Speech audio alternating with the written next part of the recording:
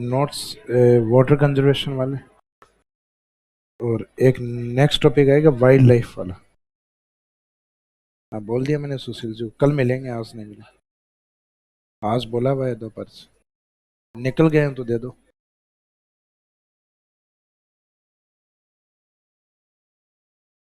हाँ जी, second last problem, 3 हो गए ना कंप्लीट।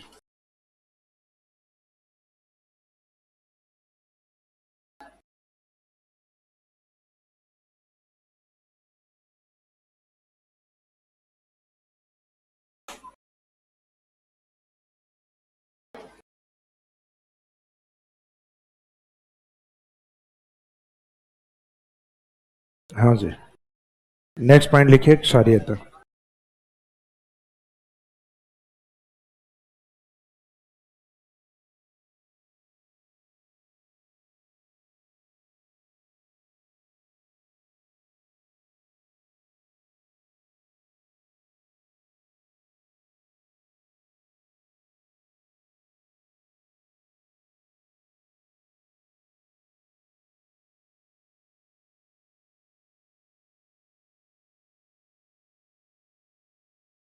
यानी जो मोस्ट फर्टाइल सॉइल होती हैं उनका जो पीएच वैल्यू होता है वो जनरली 6.4 से 7.4 होता है। इसका मीनिंग हल्की क्षारीय मिट्टी उपजाऊ होती है। तो क्षारीयता की समस्या 7 से अधिक होना नहीं है, समस्या ये तब होता है जब पीएच वैल्यू 8 से अधिक हो, यानी पोटेंशियल ऑफ हाइड्रोजन मिट्टी की 8 से अधिक हो जाती है, तब जाके इसको क्षारीयता की समस्या कहा जाता है। तो डेफिनेशन लिखिएगा, मिट्टी का पीएच 8 से अधिक होना क्षारीयता की समस्या कहलाता है। soil pH more than 8 is known as या is called alkaline। मिट्टी का पीएच 8 से अधिक होना, soil pH more than 8 is called alkaline।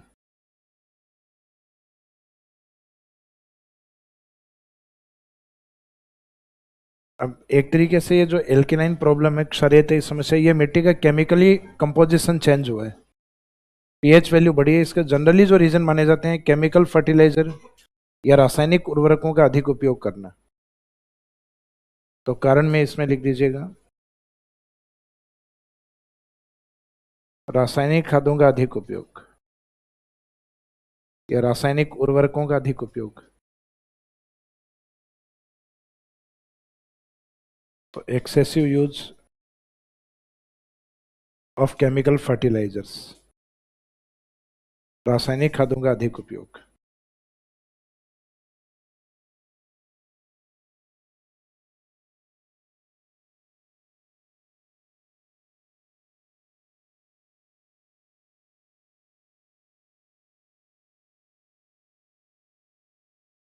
Excessive use of chemical fertilisers, रासायनिक खादों का अधिक उपयोग। अब जिन क्षेत्रों में भी पीएच मिट्टी की अधिक बढ़ चुकी होती है, उसको बैलेंस करने का सॉल्यूशन या उपाय क्या है? तो नेक्स्ट में इसका उपाय लिखेगा। इसमें कोई स्पेसिफिक एरिया इंडिकेट नहीं किया हुआ राजस्थान का, तो जिला अपने को भी नहीं लिखना है। तो उपाय या सॉल्यूशन में जनरली कहा जाता है कि जो अपने एक तो गवार की फसल होती है और एक होता है पूर्वी राजस्थान की ओर ढैंचा।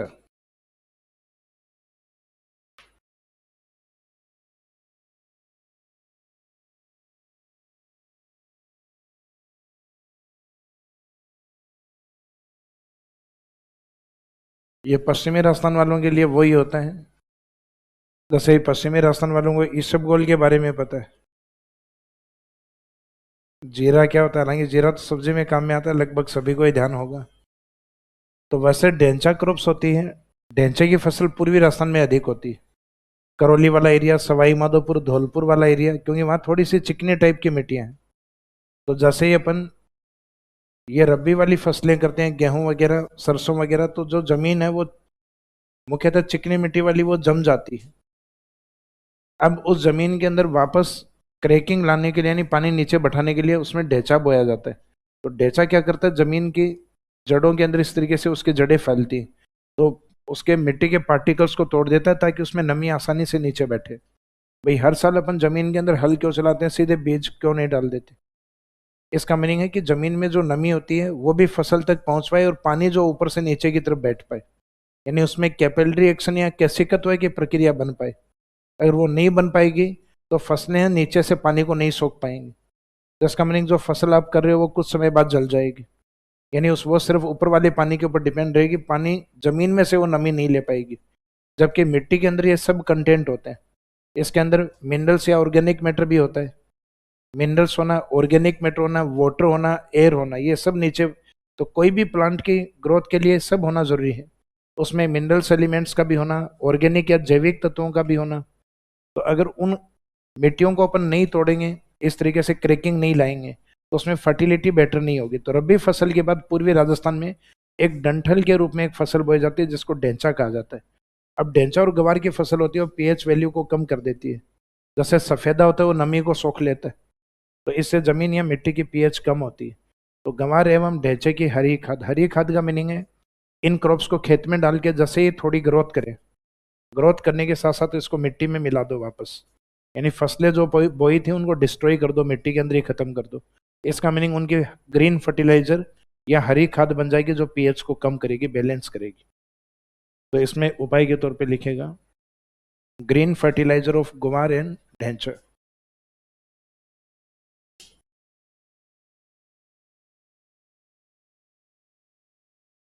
ग्रीन फर्टिलाइजर ऑफ गुवार एंड ढेंचर।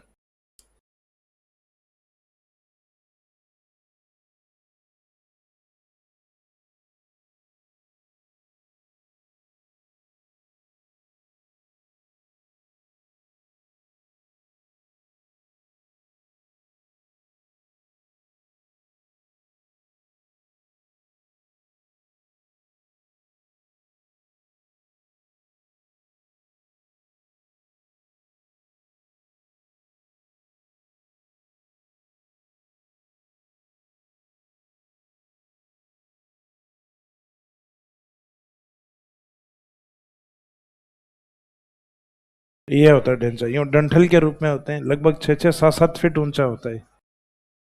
तो जमीन से जैसे निकले उसके साथ ही इसको जमीन में मिला देना है, यानी ग्रीन फर्टिलाइजर बनाना। अब काम की चीज नहीं, वो देखनी है आपको।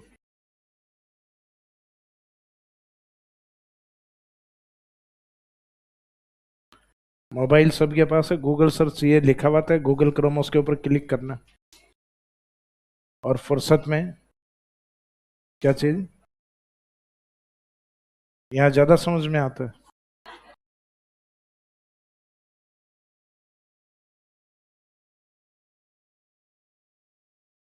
तो इसमें ये फसलें जो हैं ये किसकी समस्या में काम में आती हैं? मुख्यतः क्षारीयता की।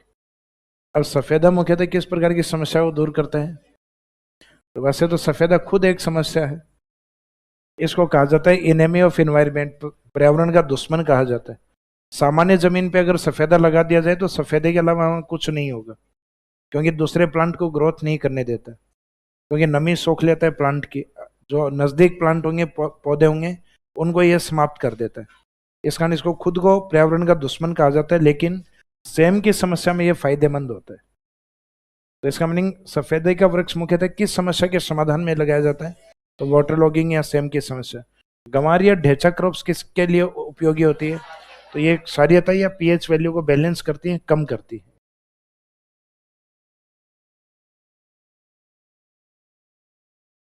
लास्ट लिखिए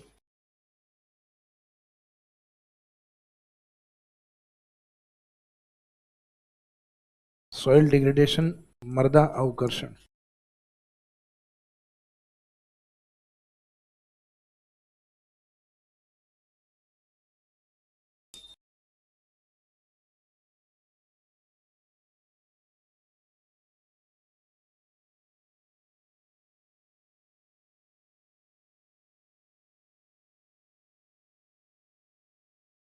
मिट्टी का जो फिजिकली, उसका केमिकल एंड बायोलॉजिकल। यानी मिट्टी अपना भौतिक तरीके से, रासायनिक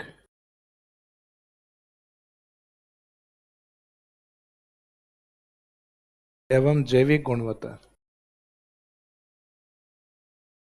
इन सभी को अगर वो खो दे या इसमें डिसबैलेंस हो जाए, भौतिक, रासायनिक और जैविक गुणवत्ता में कमी आना या इनका डिक्लाइन होना, क्वालिटी का डिक्लाइन होना, ये अपने आप में होता है सॉइल डिग्रेडेशन। अपन कहते हैं सॉइल डिग्रेड हो गई है, इसका मीनिंग उसकी फर्टिलिटी नहीं, वो अब किसान को अट्रैक्ट नहीं कर पाएगी। और डिग्रेड मुख्यतः कई कारणों से होती है, अपर्दन होता है उससे भी हो जाती है। लेकिन वर्तमान में सॉइल डिग्रेड होने का सबसे बड़ा कारण अभी जो लिखवाया था आपको, पीएच वैल्यू। जो पीएच वैल्यू इम्बेलेंस क्यों हुई थी? केमिकल फर्टिलाइजर का अधिक यूज होना। तो वर्तमान में हमारी जो मिट्टियां वो तेजी से अवकर्षित हो रही हैं, डिग्रेड हो रही हैं। तो उसका मुख्य कारण है रासायनिक खादों का अधिक उपयोग होना।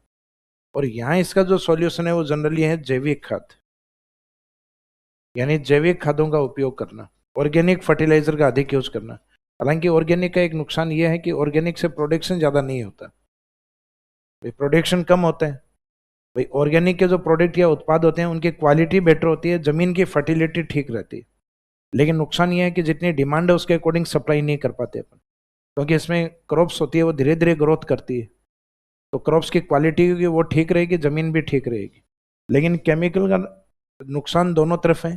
जैसे केमिकल डालोगे तो फसल की जो क्वालिटी होगी वो क्वालिटी भी डिक्लाइन रहेगी उसके, और लैंड भी धीरे धीरे इनफर्टाइल में या सॉइल भी धीरे धीरे डिग्रेड होगी, यानी मृदा भी धीरे धीरे अवकर्षित या इनफर्टाइल लैंड में कन्वर्ट होती। तो जिसमें तीनों शब्द यूज हों, जैसे सॉइल की क्वालिटी में या गुणवत्ता में फिजिकली, केमिकली, बायोलॉजिकली उसका डिक्लाइन हो जाना या गुणवत्ता में ह्रास या कमी होना अपने आप में क्या कहलाता है? मृदा अवकर्षण। तो इसमें लिखिएगा मिट्टी की भौतिक, रासायनिक एवं जैविक गुणवत्ता में कमी या ह्रास आना, जैविक गुणवत्ता का ह्रास होना मृदा अवकर्षण कहलाता है। Soil degradation is the physical, chemical and biological decline in soil quality.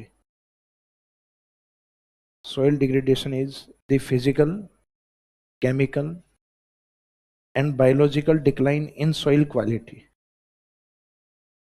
मिट्टी की भौतिक, रासायनिक एवं जैविक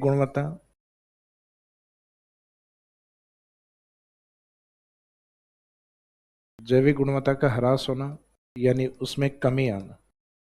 जैविक गुणवत्ता में कमी लिख दो, चाहे जैविक गुणवत्ता का ह्रास यानी उसका लॉस होना, क्वालिटी का डिक्लाइन होना।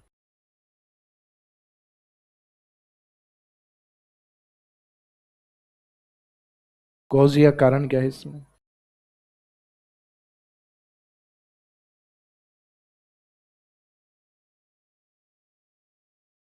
रासायनिक खादों का अधिक उपयोग।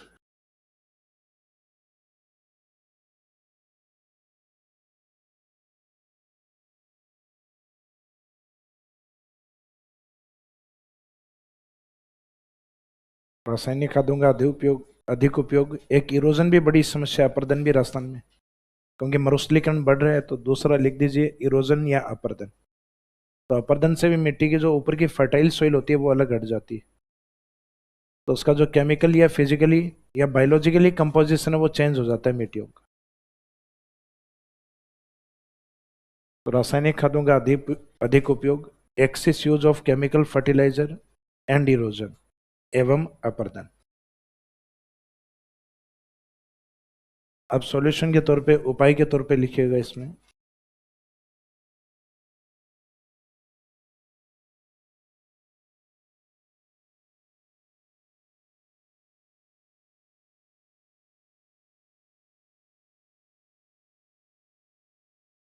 जैविक खादों का उपयोग।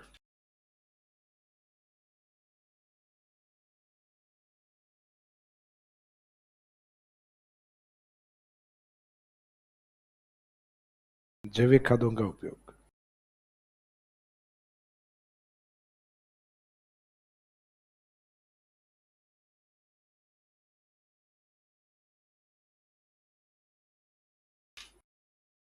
और ऑर्गेनिक फर्टिलाइजर को लेके हमारा इंडिया का जो मॉडल स्टेट है वो कौन सा है? सिक्किम। तो यूज ऑफ ऑर्गेनिक फर्टिलाइजर, जैविक खादों का उपयोग। तो ये वाले आगे आपके एग्रीकल्चर वगैरह वाले टॉपिक आएंगे, उनमें आ जाएंगे। अदरवाइज यहाँ लिखना चाहूँ तो जस्ट नीचे नोट में लिख दीजिएगा।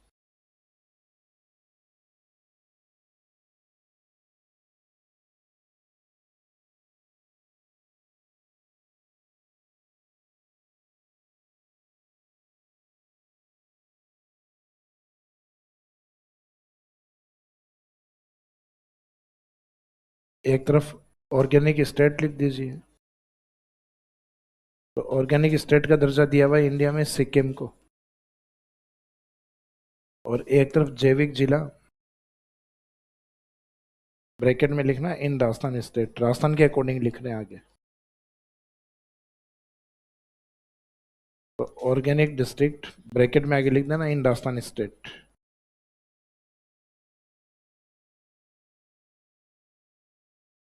तो अपने यहाँ टारगेट किया गया है डूंगरपुर को।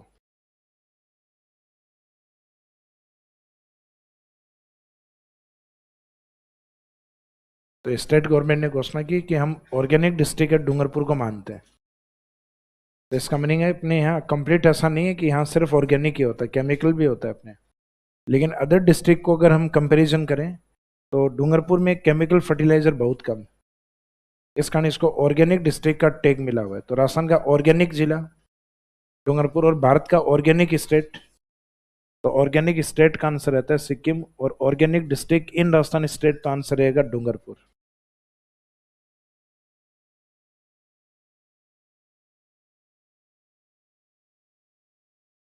तो ये टॉपिक वैसे ज़्यादा इंपॉर्टेंट नहीं है, इसमें सिर्फ प्रीलिम्स के अकॉर्डिंग, और उसमें भी ज़्यादातर आपके मिट्टियाँ कौन से क्षेत्रों में कौन सी मिट्टी अधिक पाई जाती है, पुराने क्वेश्चन पेपर निकालोगे उससे आइडिया होगा इसमें कि क्वेश्चन अधिक कौन से पूछते हैं। तो आपको ज़्यादातर मिट्टियों के नाम देके और उनके एरियाज ज़्यादा पूछे जाते हैं, या एक आधी जगह कुछ एक समस्याएं पूछ ली जाती हैं कई बार मिट्टियों की, कि शुष्क एरिया में अधिक सिंचाई के कारण मिट्टी पे सफ़ेद परत का बनना क्या कहलाता है। तो सफ़ेद परत का मीनिंग होता है नमक यानी लवणीयता। लंबे समय तक सिंचाई के कारण भूमि में दलदलीपन या उसमें जो मार्सी या स्वैम्पी लैंड होना उसका, तो वो सेम की समस्या वाटर लॉगिंग की प्रॉब्लम होती है। तो क्वेश्चन में उसके डेफिनेशन लिखते हैं और उसका कारण अपने से पूछते हैं कि ये जो डेफिनेशन है ये कौन सी समस्या को जनरेट या स्टार्ट करेगी। तो उसको बताना ईजी रहता है अपना। जैसे मिट्टी की रेंगती हुई मौत, यानी मिट्टी बार बार हट रही है, रेंग रही है, तो इसका मीनिंग वो समस्या अपर्दन है। तो उसमें सारे ऑप्शन समस्या वाले दिए हुए रहेंगे। तो इसी के साथ आपका सोइल वाला चैप्टर कंप्लीट। अब हेडिंग डालिएगा।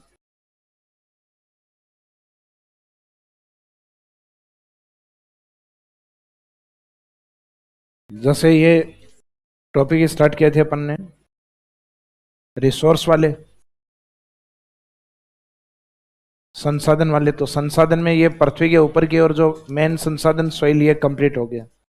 सोइल के ऊपर एक इंपॉर्टेंट रिसोर्स होता है अपना वेजिटेशन या वनस्पति वाला। तो ये चैप्टर नंबर 9 था ना,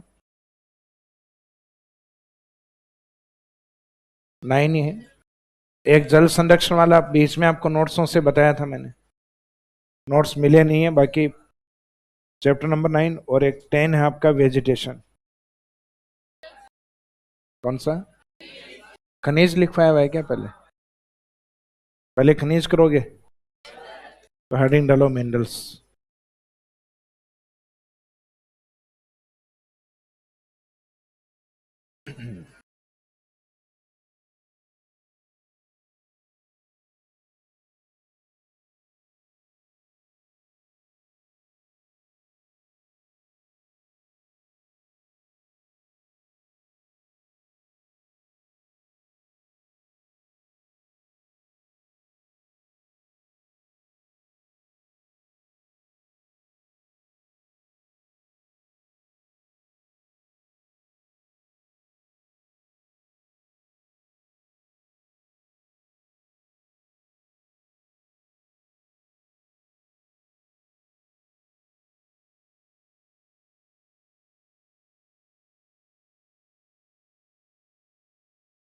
मिनरल्स वाले टॉपिक में स्टार्टिंग में एक तो कवर करेंगे हम व्यू ऑफ मिनरल्स, खनिजों का दृष्टिकोण। दृष्टिकोण में अपन 3-4 चीजों को कवर करेंगे। मिनरल्स व्यू का मीनिंग है कि खनिजों के अलग अलग तरीके के दृष्टिकोण हैं। अलग अलग तरीके के दृष्टिकोण का मीनिंग है कि राजस्थान में कितने खनिज भंडारित हैं, उनकी क्वांटिटी। राजस्थान में खनिज विविधता यानी वैरायटी ऑफ मिनरल्स कितने प्रकार के हैं, यानी कितनी मात्रा में भंडारित हैं, कितने प्रकार के खनिज हैं। प्रोडक्शन या उत्पादन में कितने प्रकार के खनिज अपने यहाँ उत्पादित होते हैं, और बेचने पे इनकम या आय में हमारा स्टेटस क्या है, हमारी रैंक क्या है। तो ये सारी चीजें इंपॉर्टेंट है। तो इनमें मिनरल्स व्यू में यानी खनिज दृष्टिकोण में राजस्थान अपना क्या क्या स्टेटस रखता है, तो वो स्टेटस इस बेस पे देखा जाएगा कि खनिजों के प्रकार में या खनिजों की वैरायटी या डाइवर्सिटी में हमारा क्या स्थान है। तो कहा जाता है कि हमारे यहाँ जितने खनिज पाए जाते हैं उतने किसी भी अदर स्टेट में नहीं, वेराइटीज को लेकर। हमारे यहाँ राजस्थान में टोटल 81 टाइप की वेराइटीज होती। इंडिया में टोटल 95 प्रकार के खनिज है, 95, लेकिन वो इंडिया के अलग अलग स्टेट्स में मिलके हैं, और 95 में से अकेले 81 राजस्थान में है। तो इसका मीनिंग कुछ एक खनिज है 14th टाइप के जो राजस्थान में नहीं मिलते। बाकी इंडिया में जो फाइंड आउट मिनरल्स अभी तक 95 है, उसमें से अकेले 81 आपको अकेले राजस्थान में मिल जाएंगे। तो इसका मीनिंग देश में खनिज विविधता में राजस्थान का कौन सा स्थान है, फर्स्ट। और खनिजों की वैरायटी को लेकर राजस्थान को कहा जाता है म्यूजियम ऑफ मिनरल्स, खनिजों का अजायब घर कहा जाता है। अब वो खनिजों का जो भंडारण की मात्रा है वो झारखंड से हमारे पास कम है, यानी खनिज कितनी मात्रा में डिपॉजिट है, तो उस मात्रा में, उस क्वांटिटी में, वैरायटी में तो खूब है, लेकिन मात्रा में खनिज हमारे थोड़े कम है झारखंड से। तो उस भंडारण की मात्रा में हम सेकंड है। इसका मीनिंग फर्स्ट कौन है, झारखंड। और प्रोडक्शन या उत्पादन की जब बात करते हैं, उत्पादन के अंदर भी जनरली हमारी जो रैंक मानी जाती है वो कौन सी है, सेकंड मानी जाती है। तो इसमें भंडारण के अंदर हम सेकंड, प्रोडक्शन के अंदर हम सेकंड, इनकम या आय में पहले हम फर्स्ट आ गए थे बीच में, अब नंबर थर्ड पे है, तीसरा स्थान है अभी। तो राजस्थान में खनिजों की वैरायटी या विविधता में कौन सा स्थान, फर्स्ट। भंडारण में और प्रोडक्शन में सेकंड, स्टोरेज में भी सेकंड है, प्रोडक्शन में भी सेकंड, और इनकम में थर्ड। तो रैंक हमारी first, second, second and third. First है विविधता में, वैरायटी में, सेकंड है स्टोरेज में, भंडारण में, सेकंड है अगेन दूसरी भंडारण उत्पादन में, प्रोडक्शन में, और तीसरी है इनकम या आय में, यानी जिस खनिज को हम प्रोड्यूस करते हैं उसको बेचने में हमारी राजस्थान स्टेट को जीडीपी में कितनी ग्रोथ मिलती है, तो वो इंडिया में नंबर थर्ड पे अधिक है, जिसमें ओडिशा सबसे आगे होता है। यानी इंडिया का लगभग मिनरल्स इनकम जो प्राप्त करता है खनिजों से आई, उसमें लगभग 40 से 45% इनकम ओडिशा की है। बाकी जो अदर स्टेट है उसमें छत्तीसगढ़ और राजस्थान। तो इंडिया में मिनरल्स इनकम सबसे ज्यादा किस स्टेट की है, ओडिशा की। और वो राज्य उस एरिया में अपना डेवलपमेंट भी अच्छा करता है, लोगों के लिए योजनाएं, स्कीम अलग बनाता है। विवादित राज्यों में जनरली कम रहता है। नवीन पटनायक, उनका रिकॉर्ड अगर आप देखोगे तो पिछले लगभग 4 बार से हैं मुख्यमंत्री, 5 बार, तो वो मुख्यमंत्री का मेरे हिसाब से रिकॉर्ड वही तोड़ेंगे। तो क्या इस बार हार गए क्या? तो धीरे धीरे अब देखो, लंबे टाइम तक एक सरकार आती है तो लोगों की एक वो, जनरली मैं कहता हूँ भाई, एक आदमी को मीठा लंबे टाइम तक खिलाओगे तो बाद में वो पूरी सब्जी की ओर भागेगा। तो मीनिंग है कि लंबे समय तक एक व्यक्ति शासन चला रहा था, तो इसका मीनिंग कहीं ना कहीं सामने लोगों के ये होता है कि अब चेंज चाहिए, भाई चेंज करना है, तो गवर्नमेंट चेंज होगी तो हो सकता है और अधिक बदलाव आए। तो मीनिंग है कि उस स्टेट की अपनी मिनरल्स के कारण और ग्रोथ काफी अच्छी है, और उन स्टेट की ग्रोथ अच्छी होती है सामान्यतः जिनकी पहले का डेवलपमेंट कम रहा है। यानी जो गवर्नमेंट, जो स्टेट है अधिकतम ग्रोथ पे पहुंच चुके हैं, उनकी और ग्रोथ होना पॉसिबल नहीं है। जैसे फॉर एग्जाम्पल, एक बच्चा मैथ में 100 में से 100 नंबर लाता है, अगले टेस्ट में उससे पूछा भाई, दूसरे किसी व्यक्ति ने पूछा भाई नेक्स्ट वाले टेस्ट में भी उसके 100 में से 100 आए, तो उसकी ग्रोथ क्या रही, 0% है। पिछली बार भी 100 में से 100 ही थे, अब 100 में से 101 तो ला नहीं सकता। एक डपोर संघ था जिसके पिछली बार 100 में से 50 नंबर आए थे, इस बार उसके 60 नंबर आ गए। तो इसका मीनिंग है कितनी ग्रोथ है, पिछली बार से लगभग 20%। पिछली बार से नंबर 50 आए थे ना, तो 50 उसके लिए तो 100% ही थे ना, तो उसने अपने 50% में कितनी ग्रोथ कर ली, तो उसका 100% तो यही था। लेकिन टोटल का अगर देखा जाए तो उसमें 10% की ग्रोथ, और अपने खुद के नंबर थे उसमें से देखा जाए तो 20% की ग्रोथ। तो इसका मीनिंग उन स्टेट की ग्रोथ रेट हमेशा ज्यादा रहती है जो पिछड़े हुए राज्य होते हैं। जैसे कई बार आप न्यूज़पेपर देखते हो कि इस साल की ग्रोथ रेट सबसे ज्यादा छत्तीसगढ़, राजस्थान, ओडिशा, झारखंड और बिहार की रही। तो आपको लगता है कमाल कर दिया राज्यों ने? तो कमाल नहीं किया, ये वो स्थिति है।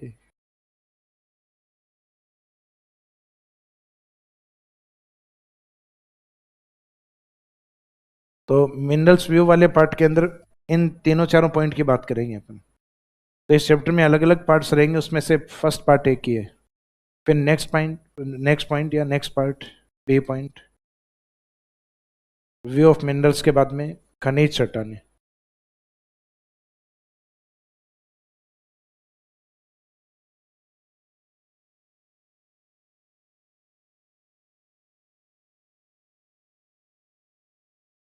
राजस्थान में कुछ एक स्पेसिफिक रॉक्स हैं जो मिनरल्स को लेकर प्रसिद्ध हैं, खनिजों को लेकर। तो मिनरल्स रॉक्स के बारे में जैसे कुछ एक चट्टानें आपको बताई हुई भी हैं। जैसे अरावली के अंदर बताई थी धारवाड़ रॉक्स, कि राजस्थान में अरावली में धारवाड़ रॉक्स हैं, इस कारण इसमें मेटल अधिक है। जैसे कि हाड़ौती में मैंने बताई थी विंध्यन रॉक्स, तो विंध्यन रॉक्स में कुछ पत्थर अधिक हैं, जैसे sand stone, red stone, lime stone, Kota stone. तो मुख्यतः विंध्यन चट्टानें किसके लिए प्रसिद्ध होती हैं? स्टोन के लिए, पत्थरों के लिए। राजस्थान का जो पश्चिमी भाग है, जहां मुख्यतः सेडिमेंट जमने के कारण, उनके बीच में जीवों जीवों के अंश जमने के कारण, वहां कुछ ऐसे मिनरल्स हैं जो कि फॉसिल मिनरल या जीवाश्म ईंधन के रूप में बने। जैसे जीवों का शरीर होता है वो हाइड्रोकार्बन का बना होता है।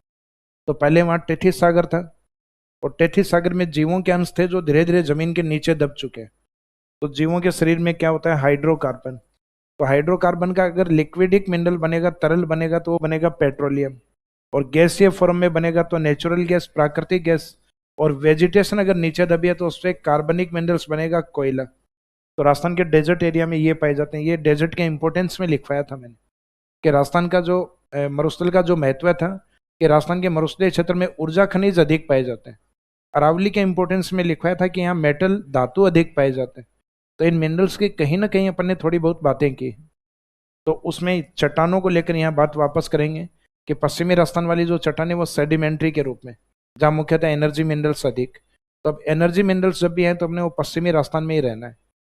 कोयला, पेट्रोलियम, नेचुरल गैस, इसका मीनिंग पूरे राजस्थान में नहीं घूमना। एनर्जी मिनरल्स के नाम से पश्चिम में। फिर बात आई मेटल या धातु, तो धातु में अपने को अरावली जोन के आसपास ही रहना है, क्योंकि इसके आसपास ही मेटल अधिक। और जब भी स्टोन आए, ग्रेनाइट और मार्बल को छोड़कर, क्योंकि ग्रेनाइट मार्बल राजस्थान के पश्चिम में अधिक है। बाकी जितने भी स्टोन है वो आपके सारे विंध्यन की तरफ अधिक है। तो इसका मीनिंग है उनको पढ़ेंगे अपन विंध्यन रॉक्स के रूप में। तो तीन प्रकार की रॉक्स, यानी यहाँ रॉक्स ज्योग्राफी का चैप्टर नहीं है।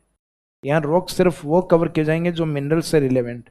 अगर ये ज्योग्राफी का चैप्टर आप पढ़ते हैं चट्टाने, तो उसमें आपको अलग तरीके से पढ़ाया जाएगा। उसमें पढ़ाई जाएंगे इग्निस रॉक्स, सेडिमेंट्री रॉक्स और मेटामॉर्फिक रॉक। कायंत्री चट्टान, अवसादी चट्टान और आग्नेय चट्टान, जो जनरली दो तीन प्रकार की जो चट्टानें होती हैं उनको कवर किया जाता है वहाँ। तो यहाँ चट्टान चैप्टर नहीं है। यहाँ राजस्थान के मिनरल्स मुख्यतः कौन सी चट्टानों में उससे रिलेवेंट। तो इसको गलती से रॉक्स वाला चैप्टर नहीं माने आप। ये मिनरल से रिलेवेंट रॉक्स हैं, हम केवल उनकी बात करेंगे राजस्थान में। यानी इससे लगभग आइडिया हो जाता है राजस्थान में कौन सा खनिज किस तरफ रहेगा चट्टान वाले पार्ट से। तो मिनरल्स रॉक्स कौन सी हैं, और फिर क्लासिफिकेशन ऑफ मिनरल्स, खनिजों का वर्गीकरण।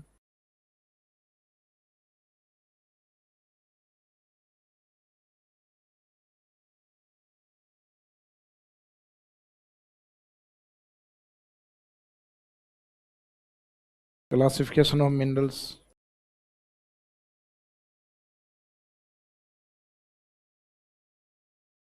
इस चैप्टर का सबसे इंपॉर्टेंट पार्ट है खनिज उत्पादन।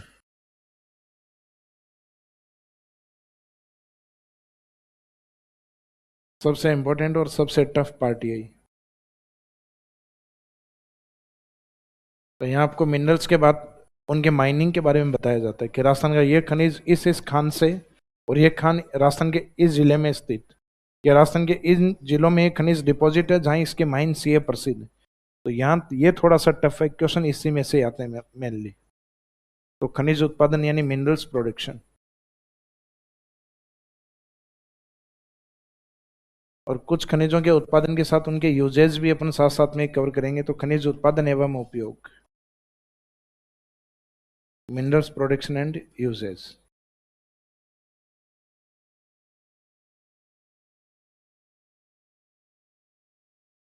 और लास्ट में मिनरल से रिलेवेंट गवर्नमेंट के द्वारा समय समय पे अलग अलग पॉलिसी जारी की हुई। तो लास्ट में लिखिए खनिज नीतियां, मिनरल्स पॉलिसीज।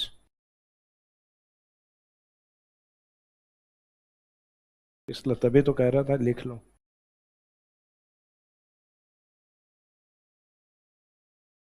कहा था ना उस टाइम, नहीं कहा था।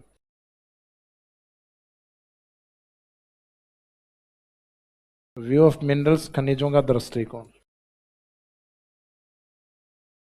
या खनिज दृष्टिकोण। तो कौन कौन सा व्यू या दृष्टिकोण, ये जब डिटेल में पढ़ेंगे तब पता चलेगा। तो राजस्थान में मिनरल्स व्यू डाइवर्सिटी को लेकर अलग है, भंडारण को लेकर अलग है, प्रोडक्शन को लेकर अलग है, और इनकम को लेकर अलग है। अलग अलग स्टेटस है राजस्थान का। तो यहाँ फैक्चुअली क्वेश्चन आता है कि राजस्थान खनिज विविधता में कौन से स्थान पर है, फर्स्ट। कितने टाइप के खनिज यहाँ मौजूद हैं, 81। प्रोड्यूस्ड मिनरल्स में हमारी रैंक तो सेकंड है, लेकिन उत्पादित खनिजों की संख्या कितनी है। तो इसमें दो फैक्ट आपको रटने होते हैं कि राजस्थान में एक तो 81 और एक 58, ये दो फैक्ट है। पहले तो यहाँ 57 ही लिखते थे, पहले 57 प्रकार के, लास्ट वाली इकोनॉमिक रिव्यू में 58 आया है। हालांकि कौन सा टाइप बढ़ा है, कौन सा प्रकार, वो नहीं बताया हुआ, एक काउंटिंग और फैक्ट ही बताते हैं। जैसे बीच में अपने इकोनॉमिक रिव्यू 2019-20 के आसपास राजस्थान में 82 खनिज भी मानते थे, लेकिन फिर हो सकता है वो डेटा में कहीं गड़बड़ थी। बाद में लास्ट ईयर वाली में कितना लिखा है इन्होंने, 81 प्रकार। और प्रोड्यूस्ड मिनरल्स की संख्या कितनी बताई, 58। तो मीनिंग अपने को ये फैक्ट रटा होना चाहिए कि एक तो 81 है और एक 58 है। अब ये आपको नेचुरली पता होगा कि ये डिपोजिशन कौन सा है और प्रोडक्शन कौन सा है। मेरे हिसाब से इतना बड़ा मूर्ख कोई नहीं होगा कि सर 58 भंडारी थे और 81 निकालते हैं। तो निकालते कहाँ से हो फिर भाई, अगर डिपॉजिट 58 है तो 81 थोड़ी ना निकलेंगे, फिर मैक्सिमम कितने निकल सकते हैं, 58। तो इसका मीनिंग आपको जो दो डिजिट याद है उसमें ये स्टोरेज का है और ये प्रोडक्शन का, ये उत्पादन का, यही हो सकता है। ये तो पॉसिबल नहीं है, जमीन में 58 है और हम 81 निकालते हैं, तो फिर हम हवा से थोड़ी ना निकालेंगे। तो मीनिंग ये दो डिजिट याद करके भूल जाओ फिर कि डिपॉजिट क्या है, प्रोडक्शन क्या है। वो नेचुरल तरीके से आपको पता रहेगा कि राजस्थान में कितने खनिज हैं, 81। कितने प्रोड्यूस्ड हैं, कितने उत्पादित होते हैं, तो 58 उत्पादित होते हैं। और उत्पादन में हमारी रैंक कौन सी है, सेकंड। डिपोजिशन में सेकंड, इनकम में और वैरायटी में फर्स्ट है।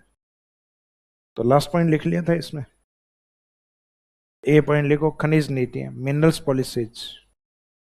खनिज से रिलेवेंट कौन कौन सी पॉलिसीज हैं जो गवर्नमेंट ने अभी तक जारी की। तो इंपॉर्टेंट जो पॉलिसीज हैं उनको सीक्वेंस में लिखवाएंगे लास्ट में।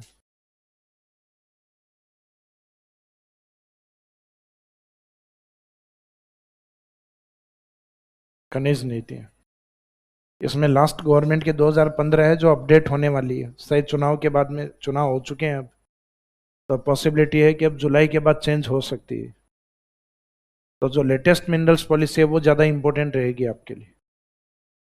तो ये 2015 में वसुंधरा राजे जी बना के गए थे, उसमें पिछली बार गवर्नमेंट ने 2019 के आसपास चेंज करने का प्रयास किया था, लेकिन फिर 2019 के बाद में इसका जो रफली फॉर्मेट बनाया उसको 2020 में सोच रहे थे एक बार लोगों से पूछ लिया जाए इसमें कुछ सुझाव। तो पिछली बार गवर्नमेंट ने कुछ पॉलिसीज ऐसी बनाई जिनका एक प्रोविजनल पार्ट है, यानी अस्थायी पार्ट, एक बार जनता के सामने डिस्क्लोज कर दिया कि पॉलिसी है।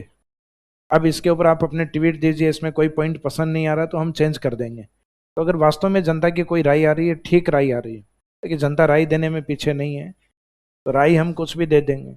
लेकिन कोई ठीक राय आ रही है, किसी पॉइंट को हटाना है या उसमें कुछ चेंज करना है, और गवर्नमेंट की जो मूल्यांकन करने वाली जो कमेटी है जो उन रिव्यूज को पढ़ेगी, तो उसमें अगर कोई बेटर राय लगती है तो उसको चेंज किया जा सकता है किसी पॉइंट को, या थोड़ा बहुत बदलना है तो उसको बदला जाएगा। तो 2020 में ये प्रयास किया उन्होंने, 19-20 में। फिर 20 में कोरोना आ गया था, 20-21 में कोरोना रहा, और बाद में 21-22 में पता नहीं सरकार रहेगी कि नहीं रहेगी। तो गहलोत जी काउंटिंग में लग गए थे कि हम पूरे हैं कि नहीं हैं। तो इसका मीनिंग उस समस्या में यानी सरकार में जो प्रतिद्वंदता है या आपस में खींचतान अधिक हो गई, तो उस चक्कर में जो पॉलिसीज इंप्लीमेंट होनी चाहिए थी वो नहीं हो पाई कहीं। तो उसमें पॉलिसी धीरे धीरे डिले होते होते लास्ट गवर्नमेंट इसको जारी कर ही नहीं पाई। तो इस बार गवर्नमेंट ने आते ही, आपको पता हो, माइनिंग एरियाज में कई जगह छापे मारे जहां इनको लग रहा था इलीगल माइनिंग हो रही है। तो पहले तो मॉनिटरिंग करवाई, हालांकि मॉनिटरिंग क्या करवानी थी, अधिकारियों को सब पता रहता है भाई इलीगल माइनिंग होती है तो कहीं ना कहीं आ रहा होता है पैसा भी, टेबल के नीचे शेयर ऊपर शेयर।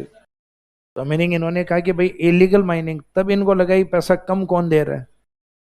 तो उन सबको मॉनिटरिंग कर करा के इन्होंने लगभग राजस्थान में 1,000 से भी अधिक इलीगल माइनिंग एरियाज हैं जिनको बंद किया गया था। अभी कुछ समय पहले भी था न्यूज़पेपर में, लेकिन इसके लिए अभी तक ऐसा कोई कठोर कानून नहीं है। सिर्फ फाइन भर के और फिर छुटवा लिया जाता है, और फाइन भी कोई इतना मोटा नहीं है। हालांकि ऑन रिकॉर्ड तो खूब मोटा कर रखा है इन्होंने कि इलीगल माइनिंग करता हुआ अगर कोई व्यक्ति मिल गया, जैसे 1 करोड़ की इलीगल माइनिंग की, तो उसको 15 से मल्टीपल करके फिर चुकाया जाएगा, यानी 15 करोड़। लेकिन इतना बड़ा अपने को चोर मिलता ही नहीं है। मिलता तो है लेकिन ऑन रिकॉर्ड बाद में नहीं रखा जाता, रिकॉर्ड को धीरे धीरे कम करके और इसको ले आते हैं 20, 30, 40 लाख तक। तो इसका मीनिंग है बाद में इलीगल माइनिंग तो काफी लंबे समय से हो रही होती। तो इन पॉलिसीज में सारी बातें आती हैं। जो नई पॉलिसी आती है कि उसमें सजा का प्रावधान क्या रहेगा, मिनरल्स का जो लाइसेंस जो रहेगा वो कितने समय तक वैलिड रहेगा, तो मिनरल्स पॉलिसीज में आता है। तो अब वो सारी चीजें 15 वाली आपकी चेंज होंगी।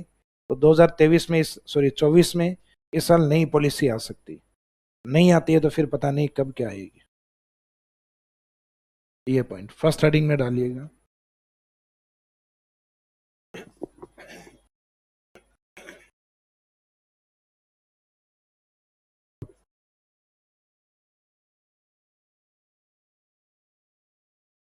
फर्स्ट है खनिज दृष्टिकोण या खनिजों का राजस्थान में क्या व्यू है, व्यू ऑफ मिनरल्स।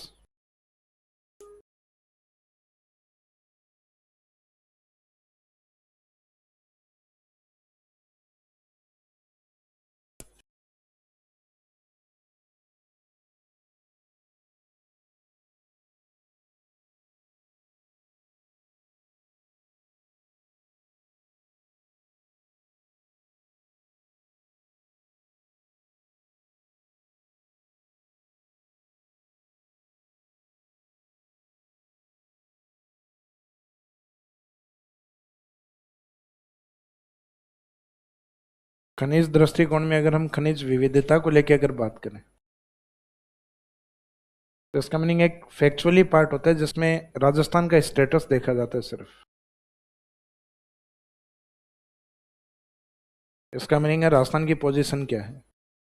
तो मिनरल्स डाइवर्सिटी को लेकर खनिज विविधता को, यानी खनिज दृष्टिकोण में मिनरल्स डाइवर्सिटी, खनिज विविधता में राजस्थान का स्टेटस क्या है, तो इसमें लिखना है फर्स्ट, और आगे ब्रैकेट में लिख दो 81 टाइप्स, 81 प्रकार।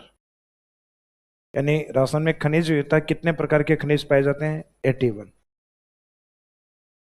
और डाइवर्सिटी को लेकर राजस्थान की रैंक कौन सी है, तो इस साइड में लिख दो रैंक ऑफ राजस्थान, यानी राजस्थान का स्थान फर्स्ट।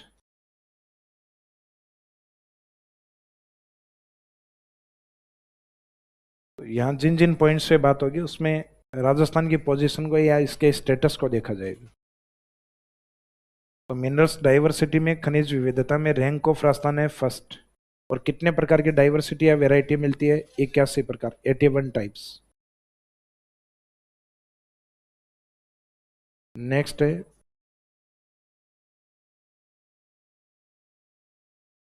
मिनरल्स स्टोरेज, खनिज भंडारण। तो खनिज भंडारण में खनिजों का जो वजन होता है वो इंडिकेट किया जाता है, जो हमेशा एक अनुमानित ही होता है। अनुमानित इसलिए होता है क्या हमारी जमीन में जितने खनिज हैं हमने सारे फाइंड आउट कर लिए क्या, नहीं किया, सर्वे चलते रहते हैं कंटिन्यूस। जीएसआई डिपार्टमेंट कंटिन्यूस सर्वे करता रहता है, जियोलॉजिकल सर्वे ऑफ इंडिया। ये बताता है ना कई बार कि राजस्थान के इस क्षेत्र में ये खनिज और मिला है। तो इसका मीनिंग भंडारण की जो क्वांटिटी या मात्रा होती है वो सिर्फ एक अनुमानित होती है, और उस अनुमानित मात्रा में हम झारखंड के अंदर, झारखंड के बाद खनिज का जो मात्रा या क्वांटिटी, वैरायटी में तो हमारे पास खूब है, या खनिजों के भंडारण में कितने प्रकार के खनिज भंडारित हैं, प्रकार तो यही काउंट होगा। बाकी जो मात्रा जो देखी जाती है वो तो टन वगैरह उसमें इंडिकेट की जाती है, तो वो एक अनुमानित होती है। इस कारण वो डेटा याद नहीं, कितने टन है वो याद नहीं करना। इसमें सिर्फ रैंक याद रखनी है कि भंडारण या स्टोरेज में हमारी रैंक कौन सी है, सेकंड। इसके जस्ट नीचे लिखना चाहो तो लिख दो फर्स्ट झारखंड।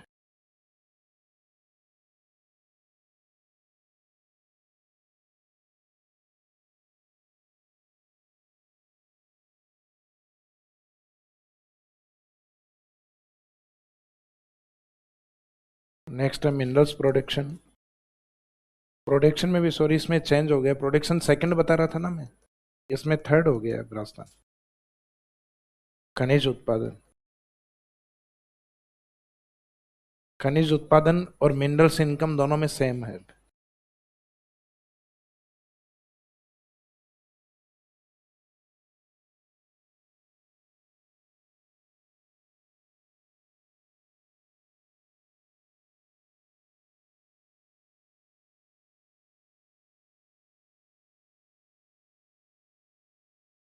तो इस साइड में फर्स्ट और सेकंड में दोनों ही तरफ ओडिशा और छत्तीसगढ़।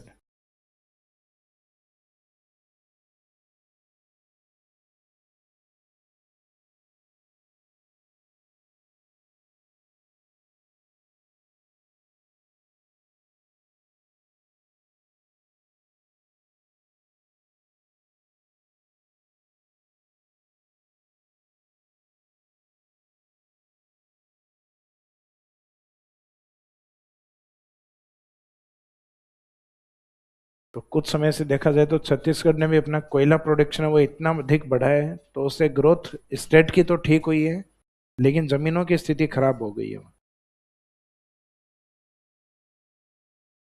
तो किसी इकोनॉमिक को सिर्फ एक बेस पे चलाना भी नुकसानदायक है। तो एक समय तो हो सकता है बहुत अच्छी ग्रोथ कर लो। तो कुछ समय पहले तक आपने एक न्यूज़पेपर में एक खबर पढ़ी होगी छत्तीसगढ़ में, कि उसमें आया था कि कुछ बड़े एरिया के अंदर फॉरेस्ट एरिया को काटा जाएगा, क्योंकि उनके जो जमीन के अंदर कोयला कम हो गया, लेकिन अब उनको आदत पड़ गई है कोयला बेचने की। तो अब क्या किया जाए, तो गवर्नमेंट ने एक बड़े एरिया में, फॉरेस्ट्री एरिया में प्लांट पेड़ों को काटने की अनुमति दी। अब पेड़ों को काटोगे तो सामान्य सी बात है कोयला तो आप बना लोगे उससे, क्योंकि कोयला जो नेचुरल कोल होता है उसके अलावा आर्टिफिशियल कोल भी होता है, कोयला बनाया भी जा सकता है। जैसे नेचुरल कोल होता है वो तो आपको ध्यान है 4 प्रकार का होता है, एंथ्रासाइट, बिटुमिनस, लिग्नाइट और पीट, ABLP। और जो लकड़ी होती है उस लकड़ी को एक कक्ष में यानी किसी भी एक एरिया में कवर करके और इसको हीटिंग करना, यानी इसको हीट देना, ऊर्जा देना, जिससे मुख्यतः लकड़ी है वो जले नहीं, ऑक्सीजन नहीं होनी चाहिए, ऑक्सीजन होते ही तो जल जाएगी। तो इसको हीटिंग देके और इसको काला किया जाता है, कार्बन में कन्वर्ट किया जाता है, इसको कहा जाता है चारकोल। क्या कहा जाता है? चारकोल आर्टिफिशियल कोल होता है, यानी एक कृत्रिम कोयला होता है। ये चारकोल फेशियल होता है वो अलग होता है। हाँ होता है वैसे कोयले की तरह ही, इसका चारकोल कहा जाता है उसको। एक नाम सुना होगा आपने, तारकोल। तारकोल डामर होती है जो सड़क बनाने के काम में आती है। तो तारकोल अलग होता है और चारकोल अलग होता है। चार कोयले के बाद जो पांचवा कोयला है उसको भी चारकोल कहते हैं। कोयले को इंग्लिश में क्या कहते हैं? कोल। तो ये चार कोल तो ये हो गए चारकोल, लेकिन पांचवे कोल को भी क्या बोलते हैं? चारकोल। तो चारकोल उसका आर्टिफिशियल टाइप है। तो इसका मीनिंग छत्तीसगढ़ ने अब ये प्रयास कर रहा है कि हम कृत्रिम कोयला बनाएं फिर वो बेचें। तो मुख्यतः first rank, second rank, third rank, जो अभी अपन सेकंड सेकंड की बात कर रहे थे, इसमें राजस्थान अब चेंज हो गया, इसमें थर्ड हो गया, पहले सेकंड ही था इसमें। तो ये मिनरल्स व्यू के अंदर राजस्थान का क्या स्टेटस है, तो ये फैक्चुअली क्वेश्चन आते हैं। अच्छा, इसमें एक प्रोडक्शन या उत्पादन, आपने उत्पादन में आपने लिखा ना थर्ड रैंक, लेकिन उत्पादित खनिजों की काउंटिंग कितनी अपने यहाँ? खनिज उत्पादन में थर्ड रैंक है, लेकिन उत्पादित खनिजों की संख्या 58। वो जस्ट नीचे नोट में लिख दीजिए अलग से।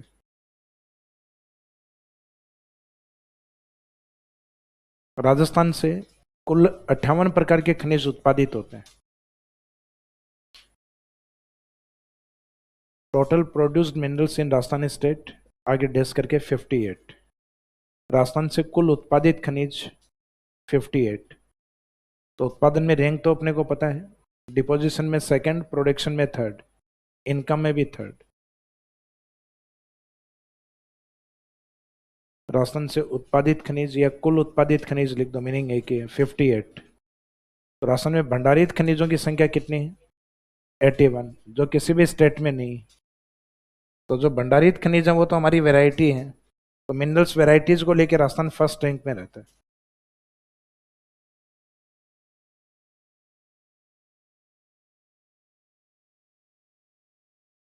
अब चैप्टर की जो सेकंड डिमांड है, मिनरल्स, रॉक्स, खनिज, चट्टान।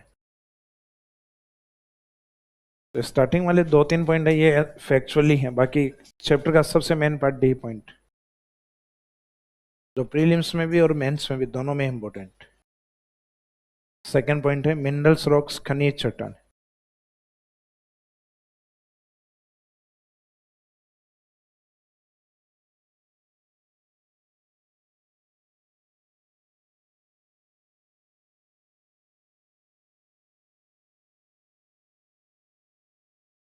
जैसे पश्चिमी राजस्थान, ये वाला पार्ट है जहाँ पे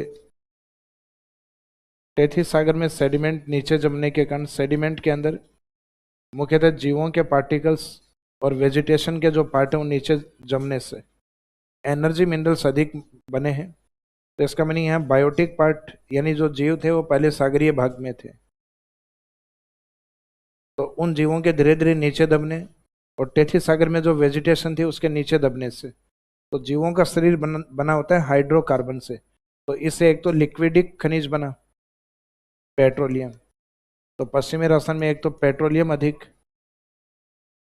और एक नेचुरल गैस या प्राकृतिक गैस, एक मुख्यतः वेजिटेशन या प्लांट के कारण कोयला अधिक। तो ये सारे वो हैं जो जीवों के अंश से बने होते हैं और ये सेडिमेंट या अवसादों के नीचे दबने से बनते हैं। तो ये सेडिमेंट्री रॉक्स में पाए जाते हैं हमेशा। तो कोयला, पेट्रोलियम और प्राकृतिक गैस किस प्रकार की चट्टानों में अधिक होते हैं? सेडिमेंट्री। तो इस साइड में डेजर्ट की ओर पाई जाने वाली जो चट्टानें, ये सेडिमेंट्री यानी अवसादी चट्टानें। और अरावली में जब हम मेटल्स की बात करते हैं, खनिजों की बात करते हैं, धातुओं की बात करते हैं, तब इसकी तुलना हम करते हैं कर्नाटक के धारवाड़ डिस्ट्रिक्ट से।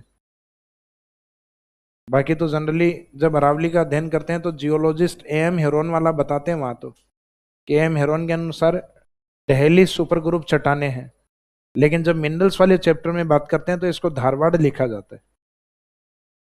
और इस साइड में जो विंध्यन वाला पार्ट, ये वाला हिस्सा, तो यहाँ कुछ स्टोन की बात की थी हमने। तो यहाँ पाई जाने वाली जो चट्टानें हैं वो कौन सी है? विंध्यन प्रकार की। तो इसमें एक तो अपने सेडिमेंट्री रॉक्स, अवसादी चट्टान, एक अरावली की ओर पाई जाने वाली धारवाड़ रॉक्स,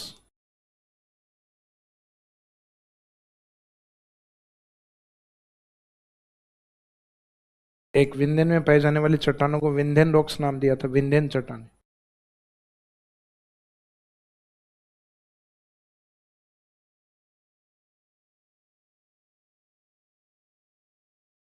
तो एक तो आपको ये नहीं लिखना है कि राजस्थान में खनिज चट्टानें 3 प्रकार की पाई जाती हैं। तो अपन मेनली उन रॉक्स को ज्यादा हाईलाइट करें जिसमें अपने मिनरल्स अधिक हैं। तो ये 3 प्रकार की चट्टानें हैं जिनमें अब मेटल, इसमें धातु अधिक कहाँ है? धारवाड़ अरावली रीजन में अधिक है, और स्टोन या पत्थर इस साइड में अधिक है, और एनर्जी मिनरल ऊर्जा खनिज सबसे ज्यादा है सेडिमेंट्री। तो इसमें डायग्राम में अब इनको डिस्क्रिप्शन 2-2, 3-3 लाइनें अलग से लिखेंगे, डायग्राम में ये इंडिकेट कर दीजिए। एक तो सेडिमेंट्री रॉक्स,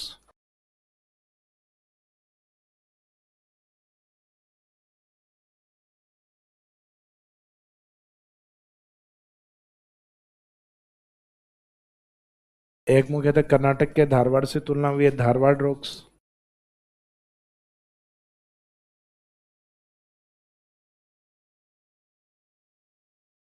एक है विंध्यन रॉक्स।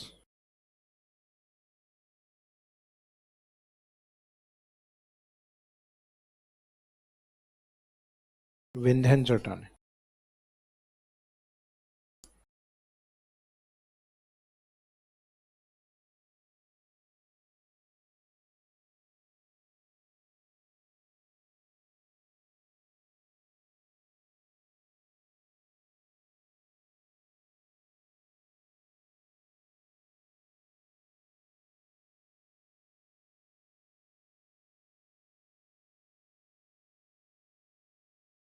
राजस्थान ज्योग्राफी का सबसे इंपॉर्टेंट चैप्टर है। प्रीलिम्स में कम से कम 2 क्वेश्चन और मेंस में कम से कम 1 क्वेश्चन, यानी दोनों पार्ट में मिला के लगभग 8 से 10 नंबर के क्वेश्चन हर साल कंफर्म रहते हैं इससे। यानी एक ऐसा चैप्टर जिसके ऊपर फेथ किया जा सकता है, पढ़ के जाओगे कुछ ना कुछ आएगा।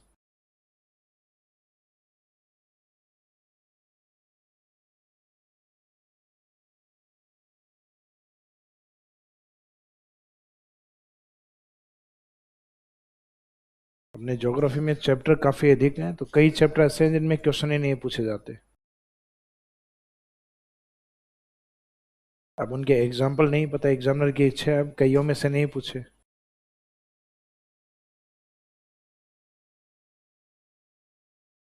अब उनको याद करके जाओगे फिर गाना गाते हुए निकलोगे बाहर, दगाबाज दगाबाज।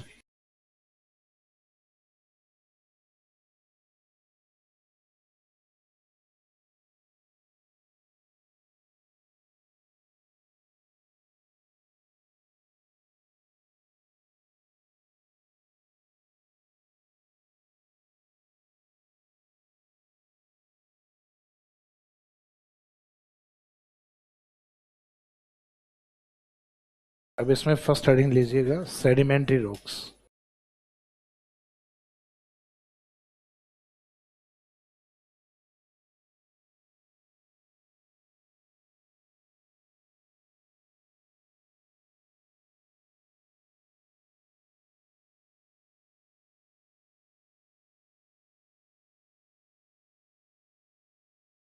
औषधि चट्टानों में लिखेगा।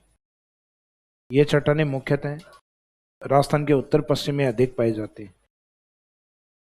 These rocks are mostly found in northern western Rajasthan. ये चट्टानें मुख्यतः राजस्थान के उत्तर पश्चिम में अधिक पाई जाती है।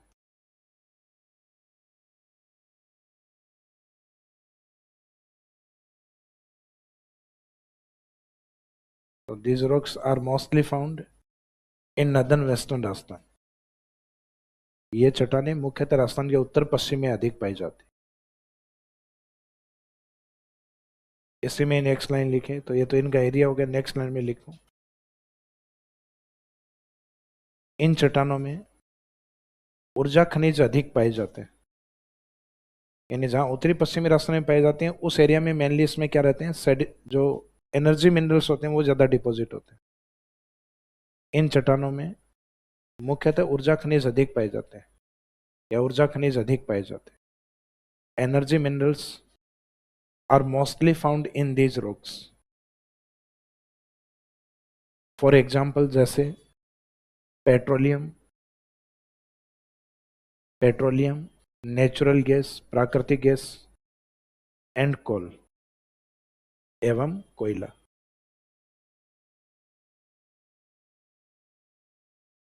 फॉर एग्जाम्पल जैसे पेट्रोलियम,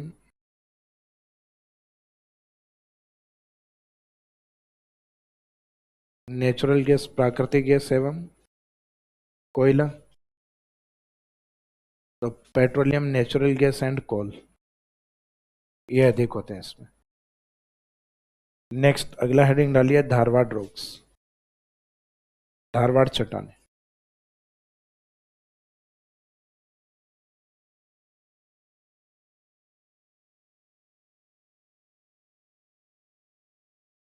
मेरा गुस्सा इन पे मत निकालो ऐसे।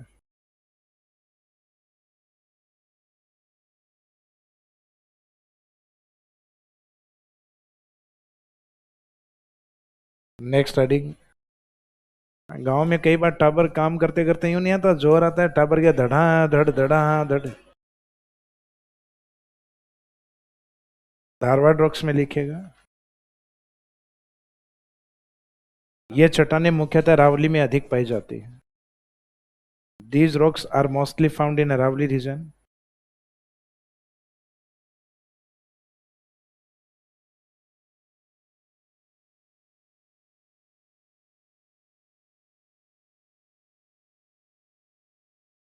ये चट्टानें मुख्यतः अरावली क्षेत्र में अधिक पाई जाती हैं, अरावली में अधिक पाई जाती हैं। तो अरावली में भी लिखवाया था मैंने, वहाँ एक पॉइंट लिखवाया था मेटल्स या खनिज करके। कि इसमें मुख्यतः धात्विक खनिज अधिक पाए जाते हैं because Aravalli is formed by Dharwad rocks. तो यहाँ ये पहले बता दिया कि ये चट्टानें अरावली में अधिक पाई जाती हैं। नेक्स्ट लाइन में लिखें,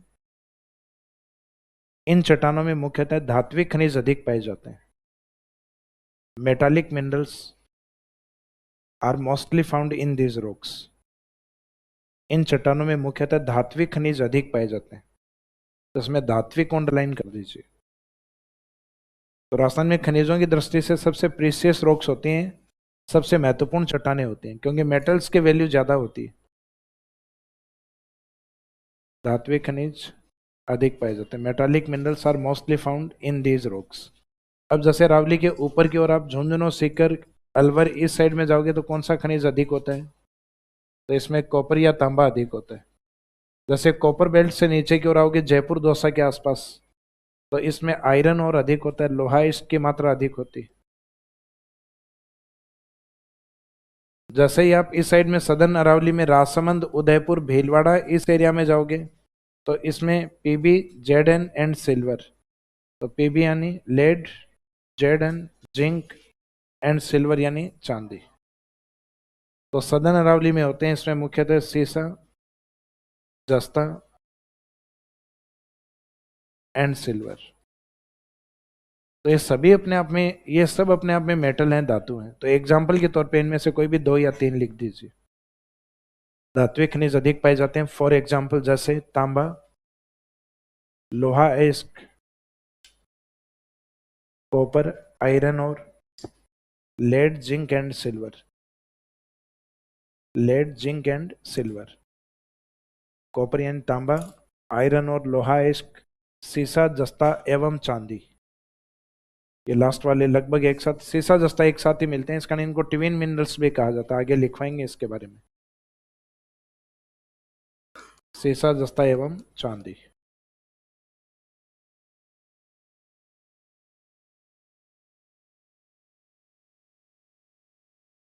अब लास्ट में लिखे विंध्यन, विंध्यन रॉक्स।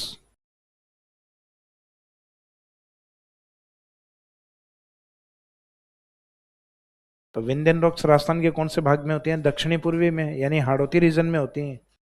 तो विंध्यन रॉक्स या विंध्यन चट्टानें इसमें लिखें, ये राजस्थान के दक्षिणी पूर्वी भाग में पाई जाती है। विंध्यन रॉक्स या these rocks are mostly found in southern eastern Rajasthan. Vindhyan चट्टानें दक्षिणी पूर्वी राजस्थान में, यानी जो साउथ ईस्ट वाला पार्ट होता है इसमें होती है, इसके बीच में होती है। Vindhyan rocks are mostly found in southern eastern Rajasthan. Vindhyan चट्टानें दक्षिणी पूर्वी राजस्थान में अधिक पाई जाती है। फिर नेक्स्ट लाइन में लिखेगा, इन चट्टानों में पत्थर वाले खनिज अधिक पाए जाते हैं। Stone minerals are mostly found in these rocks. इन चट्टानों में पत्थर वाले खनिज अधिक पाए जाते हैं, यानी जो एज ए स्टोन होते हैं वो अधिक मिलते हैं। अब ये आपको ध्यान हो तो मैंने हाड़ौती में लिखवाया था विंध्यन कगार में कुछ स्टोन या पत्थरों के नाम बताए थे। Sand stone for example, sand stone, lime stone, red stone, Kota stone. इसमें पाए जाने वाली प्रमुख चट्टानें सैंड स्टोन,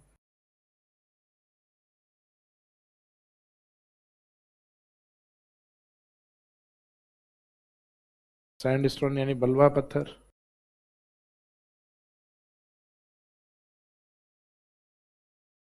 लाइम स्टोन, चूना पत्थर,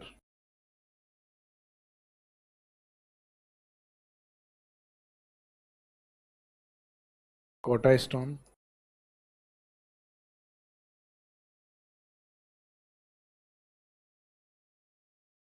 एक करौली धौलपुर की ओर मिलने वाला रेड स्टोन। हालांकि वहां यह भी बताया था विंध्यन में मुख्यतः सबसे ज्यादा कौन सा होता है? Sand stone. अपने इधर सैंड स्टोन, एमपी की ओर जाओगे बढ़ोगे उस साइड में लाइम स्टोन भी खूब है उसमें। एंड डायमंड या हीरा लिखना चाहो, हीरा भी लिख दो लास्ट में, एंड डायमंड, क्योंकि अपन स्टोन के एग्जाम्पल लिखे ना, मेनली स्टोन लिख दो या लास्ट में एक डायमंड या हीरा। तो हीरा जनरली राजस्थान की ओर नहीं, एमपी की ओर है इन चट्टानों में। वहां एक जगह बताई थी मैंने, पन्ना, राजस्थान में पन्ना के नाम से खनिज पाया जाता है। जो अंगूठियों में पहनते हैं ना, कई ग्रीन स्टोन पहनते हैं, उसको एमरेल्ड या पन्ना कहा जाता है, जिसको ग्रीन फायर या हरी अग्नि भी बोलते हैं। तो अपने यहाँ राजस्थान में पन्ना एक खनिज का नाम है। एमपी में पन्ना एक लोकेशन का नाम, जगह का नाम। और देवानंद का देवानंद साहब का एक पुराना गाना भी बताया था, जैसे पन्ना की तमन्ना है कि हीरा उसे मिल जाए, और पन्ना की तमन्ना पूरी हो गई है, हीरा उसको मिल गया है। तो भारत में हीरा सबसे ज्यादा किस क्षेत्र में भंडारित है? पन्ना, मध्य प्रदेश के अंदर। और राजस्थान में पन्ना खनिज कहाँ पाया जाता है? तो राजसमंद के आसपास, राजसमंद अजमेर के बीच में इसका बेल्ट है, जिसको कहा जाता है ग्रीन फायर, हरी अग्नि या हरी ज्वाला। तो एक लास्ट वाला डायमंड नहीं लिखो तो भी कोई नुकसान नहीं, क्योंकि अपन राजस्थान के रेफरेंस में लिख रहे हैं, लिखते हो तो भी गलत नहीं। लेकिन वो डिपोजिशन डायमंड वाला है, वो मध्य प्रदेश की ओर अधिक। तो राजस्थान में खनिज चट्टानों की व्याख्या करो, तो ये मिनरल्स रॉक्स के रूप में ये 50 वर्ड में एक आंसर। इसके बाद में नेक्स्ट लिखिए खनिजों का वर्गीकरण, क्लासिफिकेशन ऑफ मिनरल्स। हाँ, खनिज चट्टान, इसके आगे ब्रैकेट में लिख दो 50 वर्ड। जहां से लिखना स्टार्ट किया है उसके बाद में अपने आप में 50 शब्दों का एक आंसर। बी पॉइंट में जो लिखा आपने। अब नेक्स्ट सी पॉइंट, खनिजों का वर्गीकरण,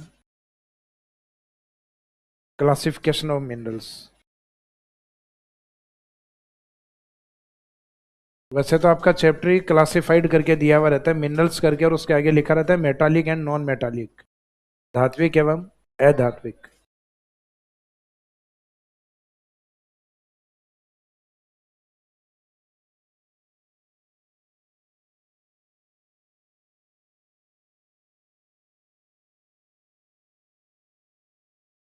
तो इसमें क्लासिफिकेशन ऑफ मिनरल्स में खनिजों के वर्गीकरण में लिखिएगा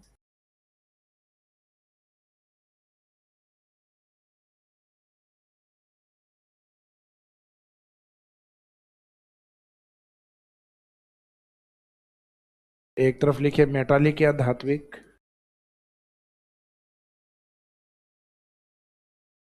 और एक तरफ लिखिए नॉन मेटालिक अधात्विक।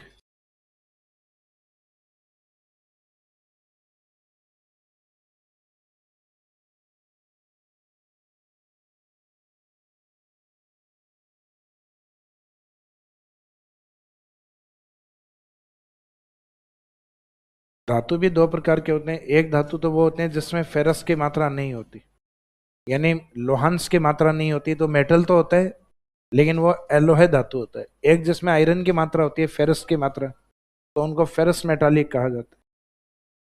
तो एक तरफ तो लिखो फेरस मेटल, लोहा धातु,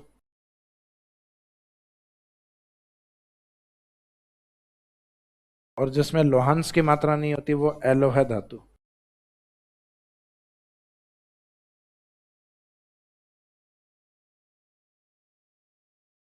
फेरस मेटल और नॉन फेरस मेटल।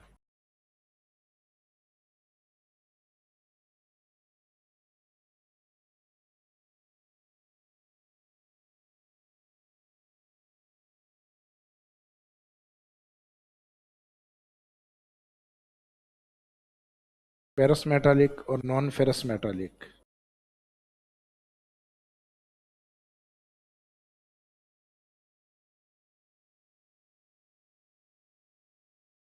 फर्क यह है कि जिसमें लोहे का अंश नहीं होगा वो चुंबक को कैच नहीं करेगा। जैसे अपने सोना या चांदी है, तो अपने आप में ये मेटल है, धातु तो है, लेकिन ये चुंबक को कैच नहीं करते, इसका मीनिंग है नॉन फेरस है। और बाकी जिसमें फेरस की मात्रा होती है, लोहे का अंश होता है, वो क्या माना जाता है? लोहांश धातु, यानी लोहे का अंश होता है उसमें, तो उसको कहा जाता है फेरस वाला मेटल। तो दोनों तरफ मेटल तो है, ये तो तय है, लेकिन फर्क फेरस के आधार पे होगा। लोहा है तो लोहा धातु, लोहांश की मात्रा नहीं है तो एलोहे धातु। लेकिन मेटल दोनों है, क्योंकि मेटल की कैटेगरी। तो मेटल को पुनः दो भागों में बांटा जाता है, लोहा धातु यानी फेरस मेटल, और एलोहे धातु यानी नॉन फेरस मेटल। फिर एक ये लास्ट वाली कैटेगरी मेटल जो धातु नहीं है, उनको क्या कहा जाता है? अधातु, नॉन मेटल। तो इसमें भी एक लिस्ट, यानी धातु वाली थोड़ी ठीक रहती है, इजी रहती है, जिसमें लोहा धातु को याद रखने का एक ट्रिक होता है, जिसमें K, L, M, N, and last में टी कर दो, तो ये KLMN, और इसमें जो K है उसको K2 लिखना है। क्या लिखना है? K2 लिखना है। तो K2 का मीनिंग गोडविन आस्टिन नहीं है, भारत की एक ऊंची चोटी का नाम K2 है, या जिसको कृष्णागिरी भी कहा जाता है। कितनी है? 8,598। गुरु शिखर के बाद में दूसरी ऊंची चोटी गुरु शिखर 8,848, या कई जगह रिकॉर्ड में 50 भी लिखा जाता है। सॉरी, गुरु शिखर नहीं, माउंट एवरेस्ट था। गुरु शिखर तो 1722। हिमालय वाला 8,850। K2 वाला 558, सॉरी कंचनजंगा ये 611 के आसपास है। 600 प्लस। कंचनजंगा आती है 8,598। ये अपने हिमालय रीजन के वर्ल्ड के हाईएस्ट तीनों पीक है। ये माउंट एवरेस्ट, ये K2, ये। लेकिन यहाँ K2 का मीनिंग दो खनिजों के नाम निकालेंगे अपन, तो KLMN और लास्ट में टी, इससे याद रखना। एलो है धात्विक खनिज, तो पहले एक ये लिस्ट कवर कर लेते हैं, उसके बाद में ये देखेंगे। तो फेरस वाले में जो K है, ये दो जगह लिख के, एक L से, L के बाद में एक M से, एक N से, और एक लास्ट में T से। अब ये बताइए आप में साइंस किस किस के रही हुई है? साइंस वाले स्टूडेंट कम हाथ खड़े हुए, मेरे हिसाब से साइंस वाले ज्यादा हैं स्टूडेंट, हर बैच में ही साइंस वाले। आर्ट्स वाले कितने हैं? हाथ खड़े करो। तो ये रिकॉर्ड बैच है जिसमें आर्ट्स के स्टूडेंट अधिक हैं, बाकी जनरली जितने बैचेज हैं उनमें साइंस के स्टूडेंट अधिक। तो इसमें साइंस के कुछ नियमों की धज्जियां उड़ेंगी यहाँ ट्रिक्स में, जैसे कोबाल्ट, क्रोमाइट। तो यहाँ सीधे सीधे इंग्लिश मीनिंग है, यानी जो रोमिंग मीनिंग है उससे सीधा मीनिंग निकालना है। कोबाल्ट K4 क्या कोबाल्ट, अपने को पता है कोबाल्ट होता है CO, क्रोमाइट होता है CR। तो अपने यहाँ सीधा कोबाल्ट, क्रोमाइट लोहा, मैग्नीज, निकल, जिसको निकल लिखते हैं वो निकल, निकल एंड टाइटेनियम। टंगस्टन वाले को नहीं लेंगे, टंगस्टन इधर लिखते हैं लेकिन कई बुक्स में उधर भी मानते हैं ज्योग्राफी में। तो जो अपनी साइंस वाली कई बुक्स हैं उसमें वो दिया हुआ है। तो अपने टंगस्टन थोड़ा सा विवादित है लिखने में, कई बुक्स में ज्योग्राफी में टंगस्टन इधर लिखा हुआ है, तो विवादित वाले को नहीं लिखते अपन, इधर टाइटेनियम, T4। टाइटन ब्रांड से याद रखना, जो टाटा की एक ब्रांड आता है टाइटन, टाइटन से टाइटेनियम। कोबाल्ट क्रोमाइट बोल दो चाहे पहले, कोबाल्ट क्रोमाइट लोहा। मैग्नीज, इधर मैग्नीशियम आएगा, तो मैग्नीज इस साइड में होगा, मैग्नीशियम उस साइड में होगा। निकल और टाइटेनियम। तो पहले ये KLMN वाली लिस्ट पूरी करो, KLMN और T। तो कैसे दो करने, एक तो कोबाल्ट,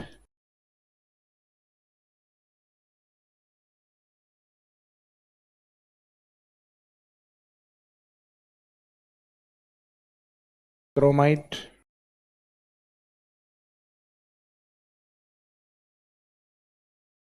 क्रोमाइट, नेक्स्ट लोहा, आयरन और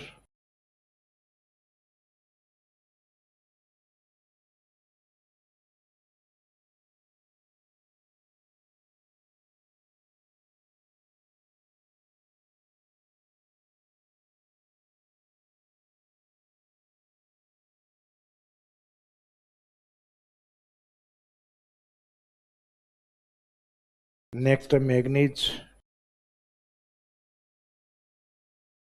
मैग्नीज जिसका साइन होता है ना Mn, मैग्नीशियम Mg होता है, वो नेक्स्ट में रहेगा। यहाँ पे रहेगा निकल, निकल मेटल होता है जो कई जगह अपन निकल लिखते हैं, निकल नहीं लिखना, निकल।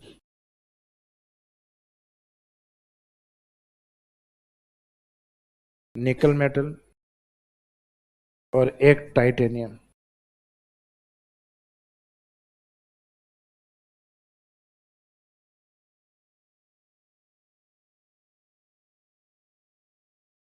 नेक्स्ट लिखे टाइटेनियम।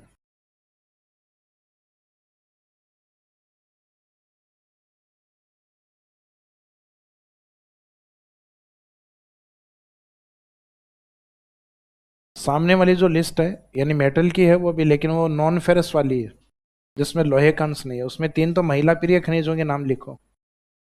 सोना, चांदी, प्लेटिनम, यानी जिससे आभूषण बनते हैं। तो महिला प्रिय खनिजों में सोना है, चांदी है और प्लेटिनम।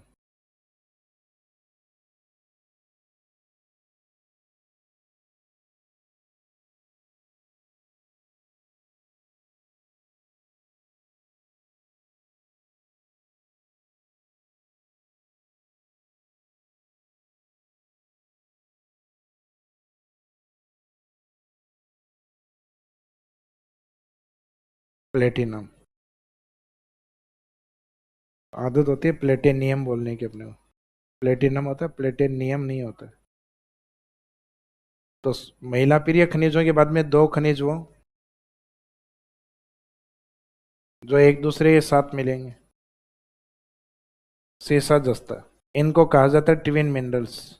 हालांकि इन्हीं के साथ चांदी भी निकलती है, लेकिन ये दो मेन एक साथ निकलते हैं। मेन मिनरल्स यही होते हैं। और उनके साथ निकलने वाला गौण खनिज सब मिनरल होता है सिल्वर। तो इस कारण इनको ट्विन मिनरल्स का दर्जा प्राप्त है। शीशे का साइन होता है पीबी। कई बार ये शॉर्ट में भी आ जाते हैं, पीबी एंड जेड एन।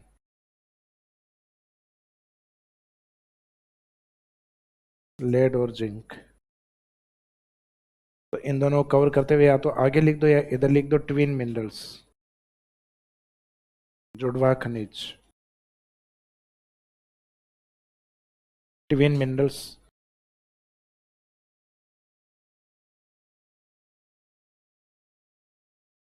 तो तीन महिला प्रिय खनिज, सीसा सॉरी सोना, चांदी, प्लेटिनम। उसके बाद में दो ट्विन्स वाले जो एक दूसरे को कहते हैं मैं तुम्हारे बिना नहीं रहूंगा, यानी सीसा और जस्ता।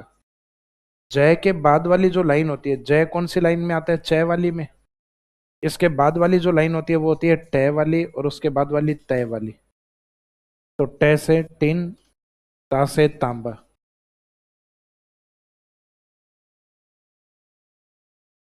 तांबा यानी कॉपर।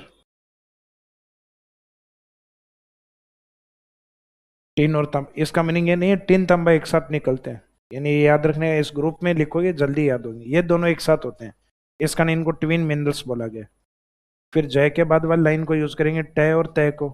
तो टय से टिन, तांबा, फिर बा से स्टार्ट करेंगे बॉक्साइट। बॉक्साइट से प्राप्त होता है एल्यूमिनियम। तो नेक्स्ट तांबा के बाद में लिखो बॉक्साइट।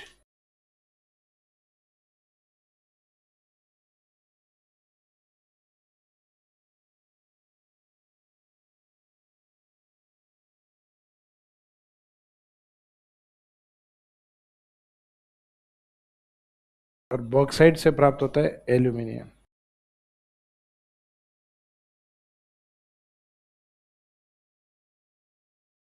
बॉक्साइट, एल्यूमिनियम का और होता है, ये कच्चा माल होता है बॉक्साइट। बॉक्साइट से एल्यूमिनियम प्राप्त होता है। तो बॉक्साइट, एल्यूमिनियम। और अब वो लिखना जो इस साइड में अपने एक लिखा था मैग्नीज। यहाँ मैग्नीज है तो सामने क्या मिलेगा आपको? मैग्नीशियम मिलेगा।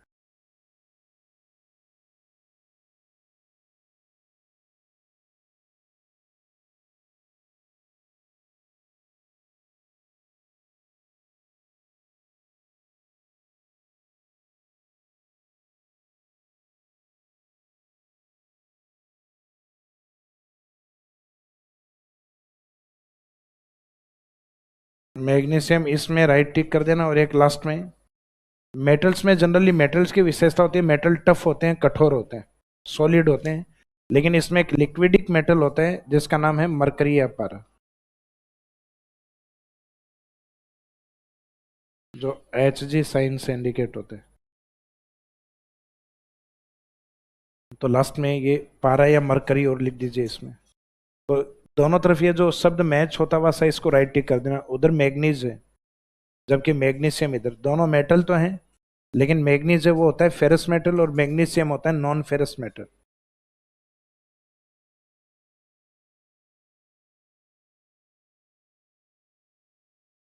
तो इसमें जो मेटालिक वाली जो लिस्ट है, यानी मेटल्स की जो लिस्ट है धात्विक खनिजों की, ये थोड़ी इजी है। जैसे इसमें एक तो फेरस मेटल, जो स्टार्टिंग में ट्रिक्स अपने किए KLMN और T, जिसमें K से दो, तो कोबाल्ट, क्रोमाइट, लोहा, मैग्नीज, निकल, टाइटन वाले ब्रांड से टाइटेनियम। और इधर जो मेटल तो है लेकिन फेरस नहीं है उसमें, तो नॉन फेरस मेटल, जिसमें 3 महिला प्रिय खनिज, यानी जैसे आभूषण बनते हैं सोना, चांदी और प्लेटिनम। इसके बाद में 2 जुड़वा खनिज होते हैं जिसको हम कहते हैं सीसा जस्ता, लेड और जिंक। फिर जय के बाद वाली लाइन कौन सी होती है? टय और तय, टिन, तांबा। फिर बा से ही स्टार्ट करनी है अपने, बॉक्साइट से प्राप्त होता है एल्यूमिनियम। फिर इस साइड में था मैग्नीज, इधर रहेगा मैग्नीशियम, और एक लिक्विडिक मिनरल भी रहेगा पारा, पारा या मरकरी। मीनिंग है कम से कम इनमें से प्रीलिम्स में तो देखो अपने को एज इट इज याद होने चाहिए। मेंस में आपकी इच्छा है इधर कोई भी 4-5 याद करके चले जाओ, क्योंकि मेंस में कई बार कंडीशनल क्वेश्चन आते हैं कि मेटल या धात्विक में फेरस मेटल के कोई 4 या 5 एग्जाम्पल बताइए। तो अगर ट्रिक याद है KLMN T2, तो इजीली टी, KLMN और टी, तो इससे इजीली 4 या 5 खनिज आपको याद हो जाएंगे, वहां रटने नहीं पड़ेंगे। धीरे धीरे कोबाल्ट, क्रोमाइट, लोहा, मैग्नीज, निकल, टाइटेनियम, या फिर मेटल होना चाहिए लेकिन नॉन फेरस मेटल होने चाहिए, उनके कोई 4 या 5 एग्जाम्पल। तो है तो 3 तो आभूषण वाले खनिज याद हो गए, सोना, चांदी, प्लेटिनम, और 2 जुड़वा के नाम याद रखो, सीसा और जस्ता। लेकिन प्रीलिम्स में थोड़े ऐसे ये और खनिज हैं, 4-5 और लिखवाए, इनको भी याद रखना। अब खनिज अगर मेटल नहीं है तो इसका मीनिंग फिर नॉन मेटल, फिर अधातु। तो नॉन मेटालिक में या अधात्विक खनिजों में जो मेन एग्जांपल हैं, उसमें एक तो राजस्थान में माइका या अब्रक का उत्पादन अधिक होता है। माइका एक तो महिलाओं वाला होता है, एक माइका अब्रक होता है।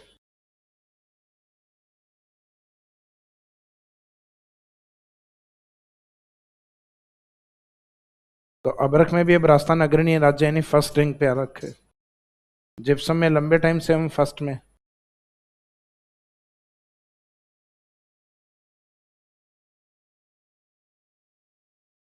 हमारे यहाँ तो जिप्सम का इलीगल प्रोडक्शन इतना है जो किसी स्टेट का लीगल प्रोडक्शन भी नहीं है।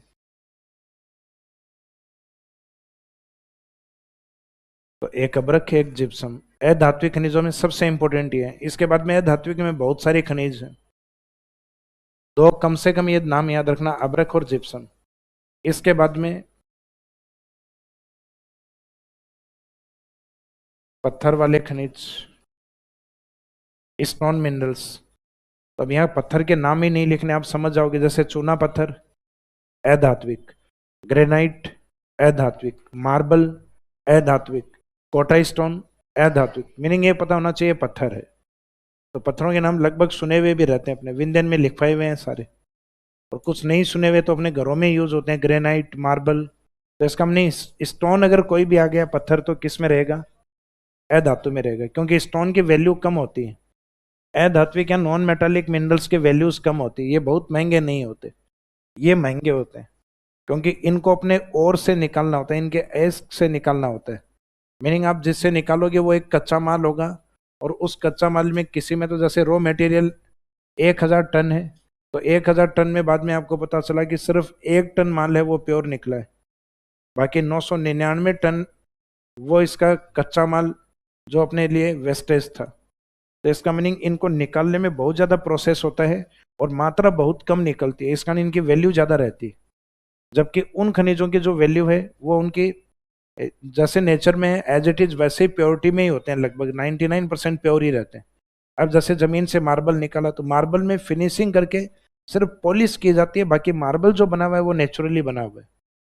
तो इसका मीनिंग है कि उनके अंदर सफाई की आवश्यकता नहीं होती। भाई एक पूरा ट्रक पत्थर से भरा हुआ है और एक पूरा ट्रक सोने से भरा हुआ है, तो इसका मीनिंग दिन रात उनकी कीमत का फर्क है। भाई दूसरे ट्रक का एक छोटा सा सोना उधर वाले ट्रक पूरे पत्थर वाले के बराबर है। धन्यवाद।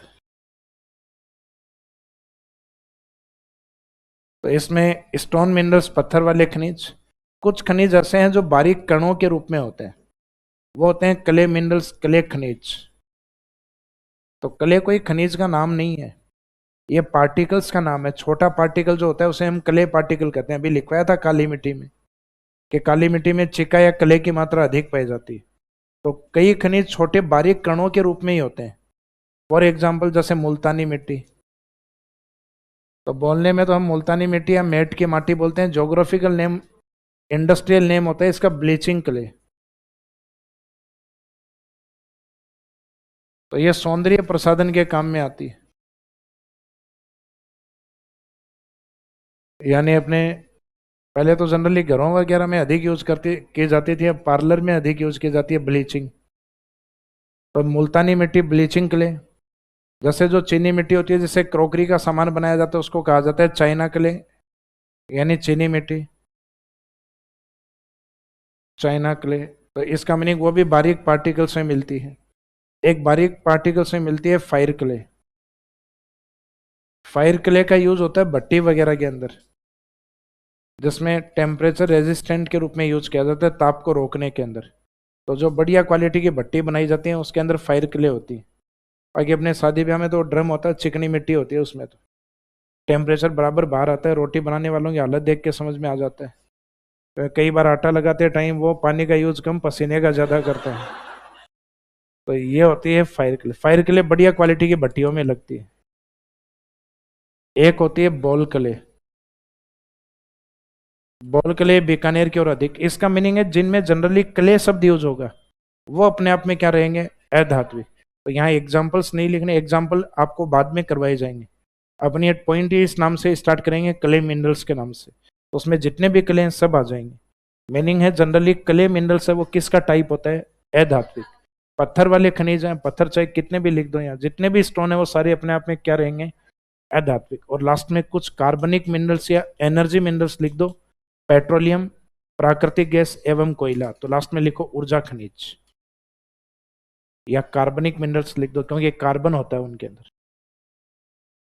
इसी में अधात्विक में लास्ट में क्ले मिनरल्स के बाद में लिखो ऊर्जा खनिज या कार्बनिक मिनरल्स। तो ऊर्जा खनिज या कार्बनिक मिनरल के एग्जाम्पल में एनर्जी मिनरल्स में अपने राजस्थान में जो मिलने वाला है मुख्यतः petroleum,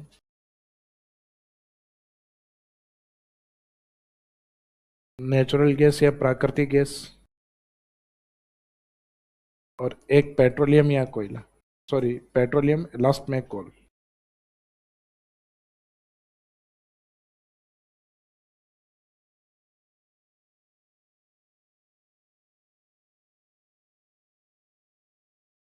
petroleum, natural gas and coal. Uranium वगैरह उसके अंदर जो समस्थानिक वगैरह पाए जाते हैं वो मेटल्स में काउंट होता है। हाँ, जो अपनी केमिस्ट्री वाली जो लिस्ट दी हुई होती है ना, उसमें काउंट किया जाता है। इनको अलग माना जाता है, जैसे न्यूक्लियर मिनरल्स को अलग में काउंट करते हैं। जैसे उसकी सारी जो लिस्ट है उनको कैटेगराइज नहीं किया गया।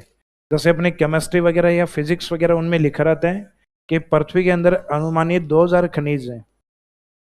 पृथ्वी के अंदर टोटल पाए जाने वाले मिनरल्स कितने हैं, अप्रोक्सीमेट 2000। सारे फाइंड आउट नहीं कर पाए आज तक। केमिस्ट्री में जिस टाइम हम पढ़ा करते थे उस टाइम लगभग 108 थे। अब आज आपके टाइम शायद 118 120 के आसपास है। अभी वाली ज्योग्राफी की साइंस वाली बुक्स में हम पढ़ते थे 2003 से 5 के बीच में, आप पढ़ते हो 2022-23 में।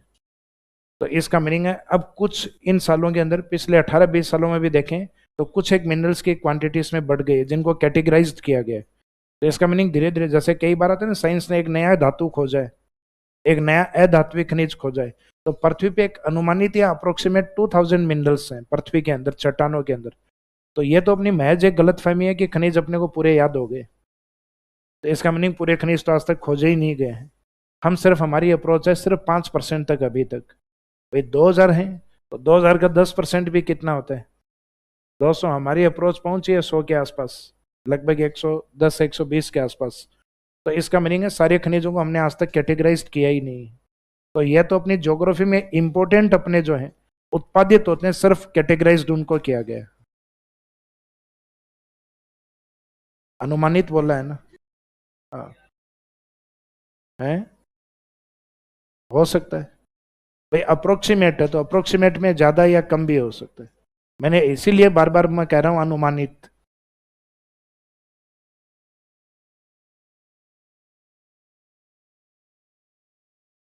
हाँ जी।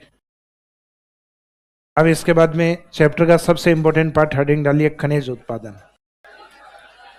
नहीं लिखो, हेडिंग डालो।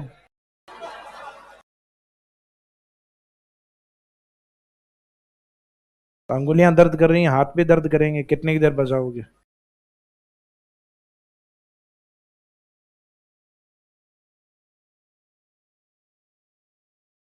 भाई मैं वो सिंगर थोड़ी ना हूं कि अंडे फेंकोगे रुक जाऊंगा, है?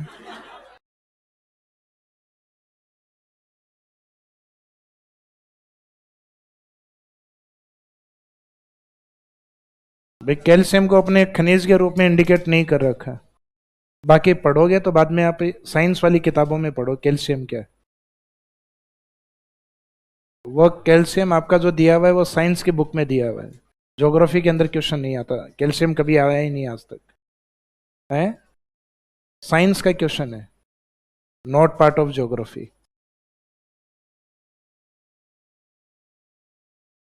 ज्योग्राफी किस में आई ये बताओ, एग्जाम बताओ। साइंस का क्वेश्चन था वो। कहीं ज्योग्राफी के जितने भी क्वेश्चन आते हैं, जितने भी एग्जाम में, मैं सारे निकालता हूँ। तभी एक दिन मैंने बताया था, आपने जो कुछ क्वेश्चन पूछे थे, मैंने कहा एग्रीकल्चर सुपरवाइजर का एग्जाम दिया है क्या, उस साइड में बैठे थे।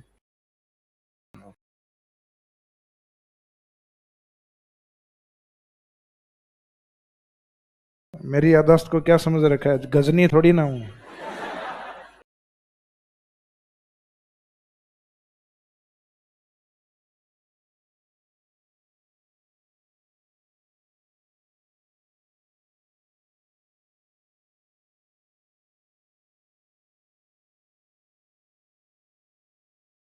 इसमें लिखे मिनरल्स प्रोडक्शन।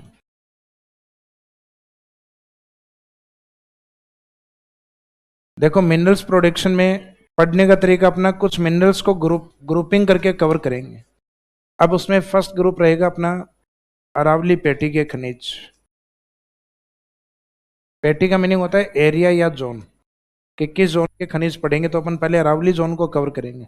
तो मिनरल्स ऑफ अरावली बेल्ट, तो फर्स्ट हेडिंग रहेगी खनिज उत्पादन में अरावली पेटी के खनिज। हेडिंग में लीजिए मिनरल्स ऑफ अरावली बेल्ट।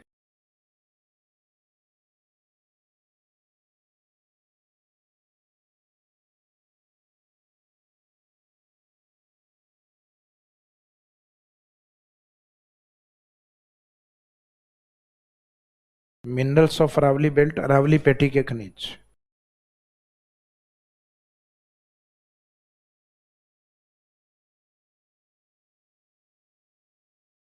अब अरावली बेल्ट में जो मिनरल्स हैं, जैसे अभी थोड़ी देर पहले इंडिकेट किए थे, धारवाड़ चट्टानों का एग्जाम्पल बताया था उस समय। तो राजस्थान में जो अरावली का जो अपर वाला पार्ट, यानी जो उत्तरी भाग है, इसमें मुख्यतः कॉपर अधिक होता है। यहाँ तांबा अधिक है। तांबे के जस्ट बाद में ये वाला जो एरिया, अब इसको गलती से आप उत्तरी अरावली, मध्य अरावली, दक्षिणी अरावली ये मत बोल देना। कहीं जहां अपन आयरन और इंडिकेट करेंगे, ये जयपुर, दौसा और करौली के पास में अधिक है। इसका मीनिंग ये लगभग अपर अरावली का हिस्सा ही है, जयपुर, दौसा और इसी के टच में अपना करौली। तो इसका मीनिंग ये सिर्फ अपन मिनरल्स के डिवीजन कर रहे हैं, अरावली के डिवीजन नहीं। अरावली के डिवीजन तो अरावली में कर चुके हैं अपन, नीम का थाना से जयपुर तक, वो अलग थे। तो यहाँ अरावली के जो इस पॉइंट में, नदन में कॉपर, नदन वाले में जयपुर दौसा के आसपास क्या है, आयरन और लोहा इस्क। नीचे वाला जो पार्ट है, इसमें मुख्यतः जो मेवाड़ वाला पार्ट इस साइड में पाया जाता है, सीसा, जस्ता और चांदी। अरावली की चट्टानें, कहा जाता है कि पश्चिमी राजस्थान में कुछ एरिया में इनका इफेक्ट या प्रभाव जहाँ पे, तो उस एरिया में, जैसे इस वाले पार्ट में मेटल के रूप में यहाँ टंगस्टन भी मिलता है पश्चिमी राजस्थान में, जिसमें नागौर, पाली और सिरोही, ये मेन जोन होता है इस साइड में। तो इसमें टंगस्टन, और अरावली से सदन की ओर आप चलोगे, राजस्थान के दक्षिण की ओर, दक्षिण यानी बांसवाड़ा, डूंगरपुर और इस एरिया में। तो इस साइड में आपको नीचे ही नीचे मिलेगा सोना। वो नहीं जो आप सोच रहे हो, वो सोना तो नौकरी लगने पे मिलेगी। तो सोना और मैग्नीज।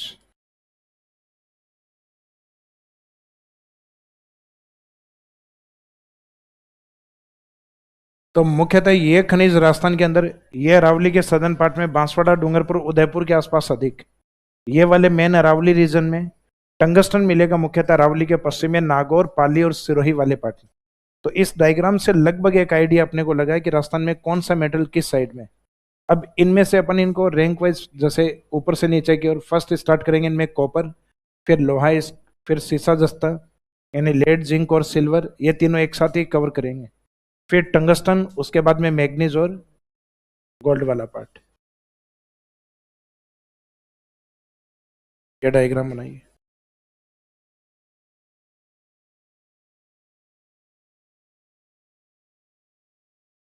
तीन स्टार्टिंग में ये, फोर्थ, लास्ट में फिफ्थ एंड सिक्स्थ।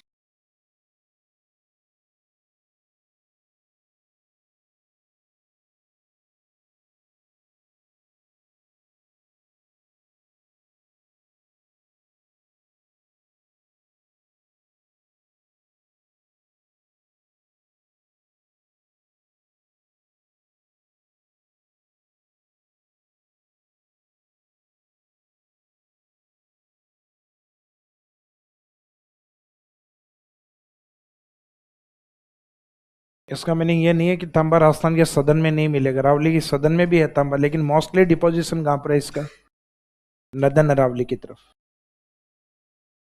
आयरन और बीच में है, वो दोनों तरफ डिपॉजिट मिलेगा आपको, लेकिन मोस्टली जयपुर, दौसा और करौली वाले पार्ट में। सीसा जस्ता राजस्थान के उत्तरी भागों में भी मिलेगा, सवाई माधोपुर के आसपास लिखवाया था, चौथ का बरवाड़ा, अलवर में भी मिलेगा, लेकिन मैक्सिमम मिलेगा सदन अरावली में, भीलवाड़ा, राजसमंद, उदयपुर के आसपास, जिसमें फेमस माइंस आपको याद होगी, जावर माइंस। तो इनमें स्टार्टिंग करेंगे कल से अपन फर्स्ट कॉपर से।